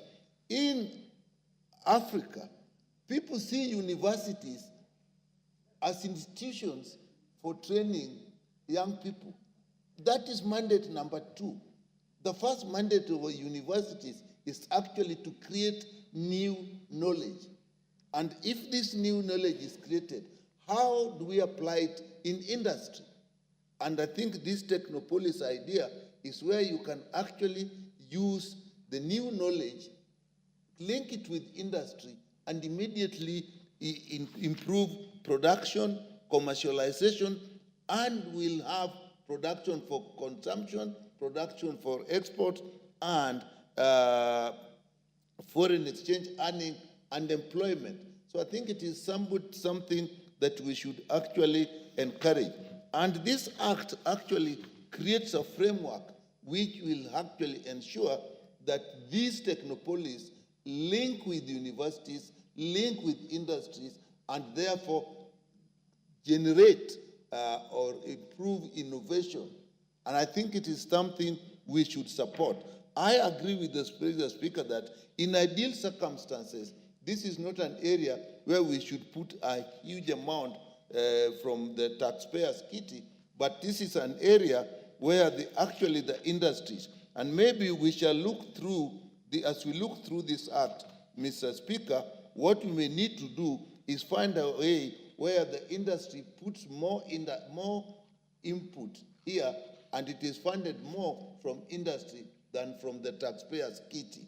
Because eventually, if innovation occurs, if knowledge is transformed into production, it is actually the industries, the big companies that benefit. The issue of intellectual property rights can actually be shared between the people, the innovators, and also the industry, so that they can benefit. So with that, Mr. Speaker, I think this is an idea that we support, we should encourage. But I think we will look at this and see how we can get more money from the industry into it than getting money directly from the taxpayer. Because if we go that direction, then people will see them as just creation of new towns using taxpayers' money, and then it will not serve the purpose for which I think it has been conceived. With that, Mr. Speaker, I support this bill. Very well. What's the point of order, Honourable Member? Speaker, pursuant to Standing Order 35, and looking at the House and the very important business that we have today to debate on, I wish to bring your attention that we don't have a quorum, and I know many members are engaged elsewhere. So I feel this can wait for another time. Thank you, Honorable Speaker. Very well. Honourable Member, you are very right. I can see that there's no quorum in the House, and therefore I want to ask the Sergeant at Arms to ring the quorum bell for 10 minutes.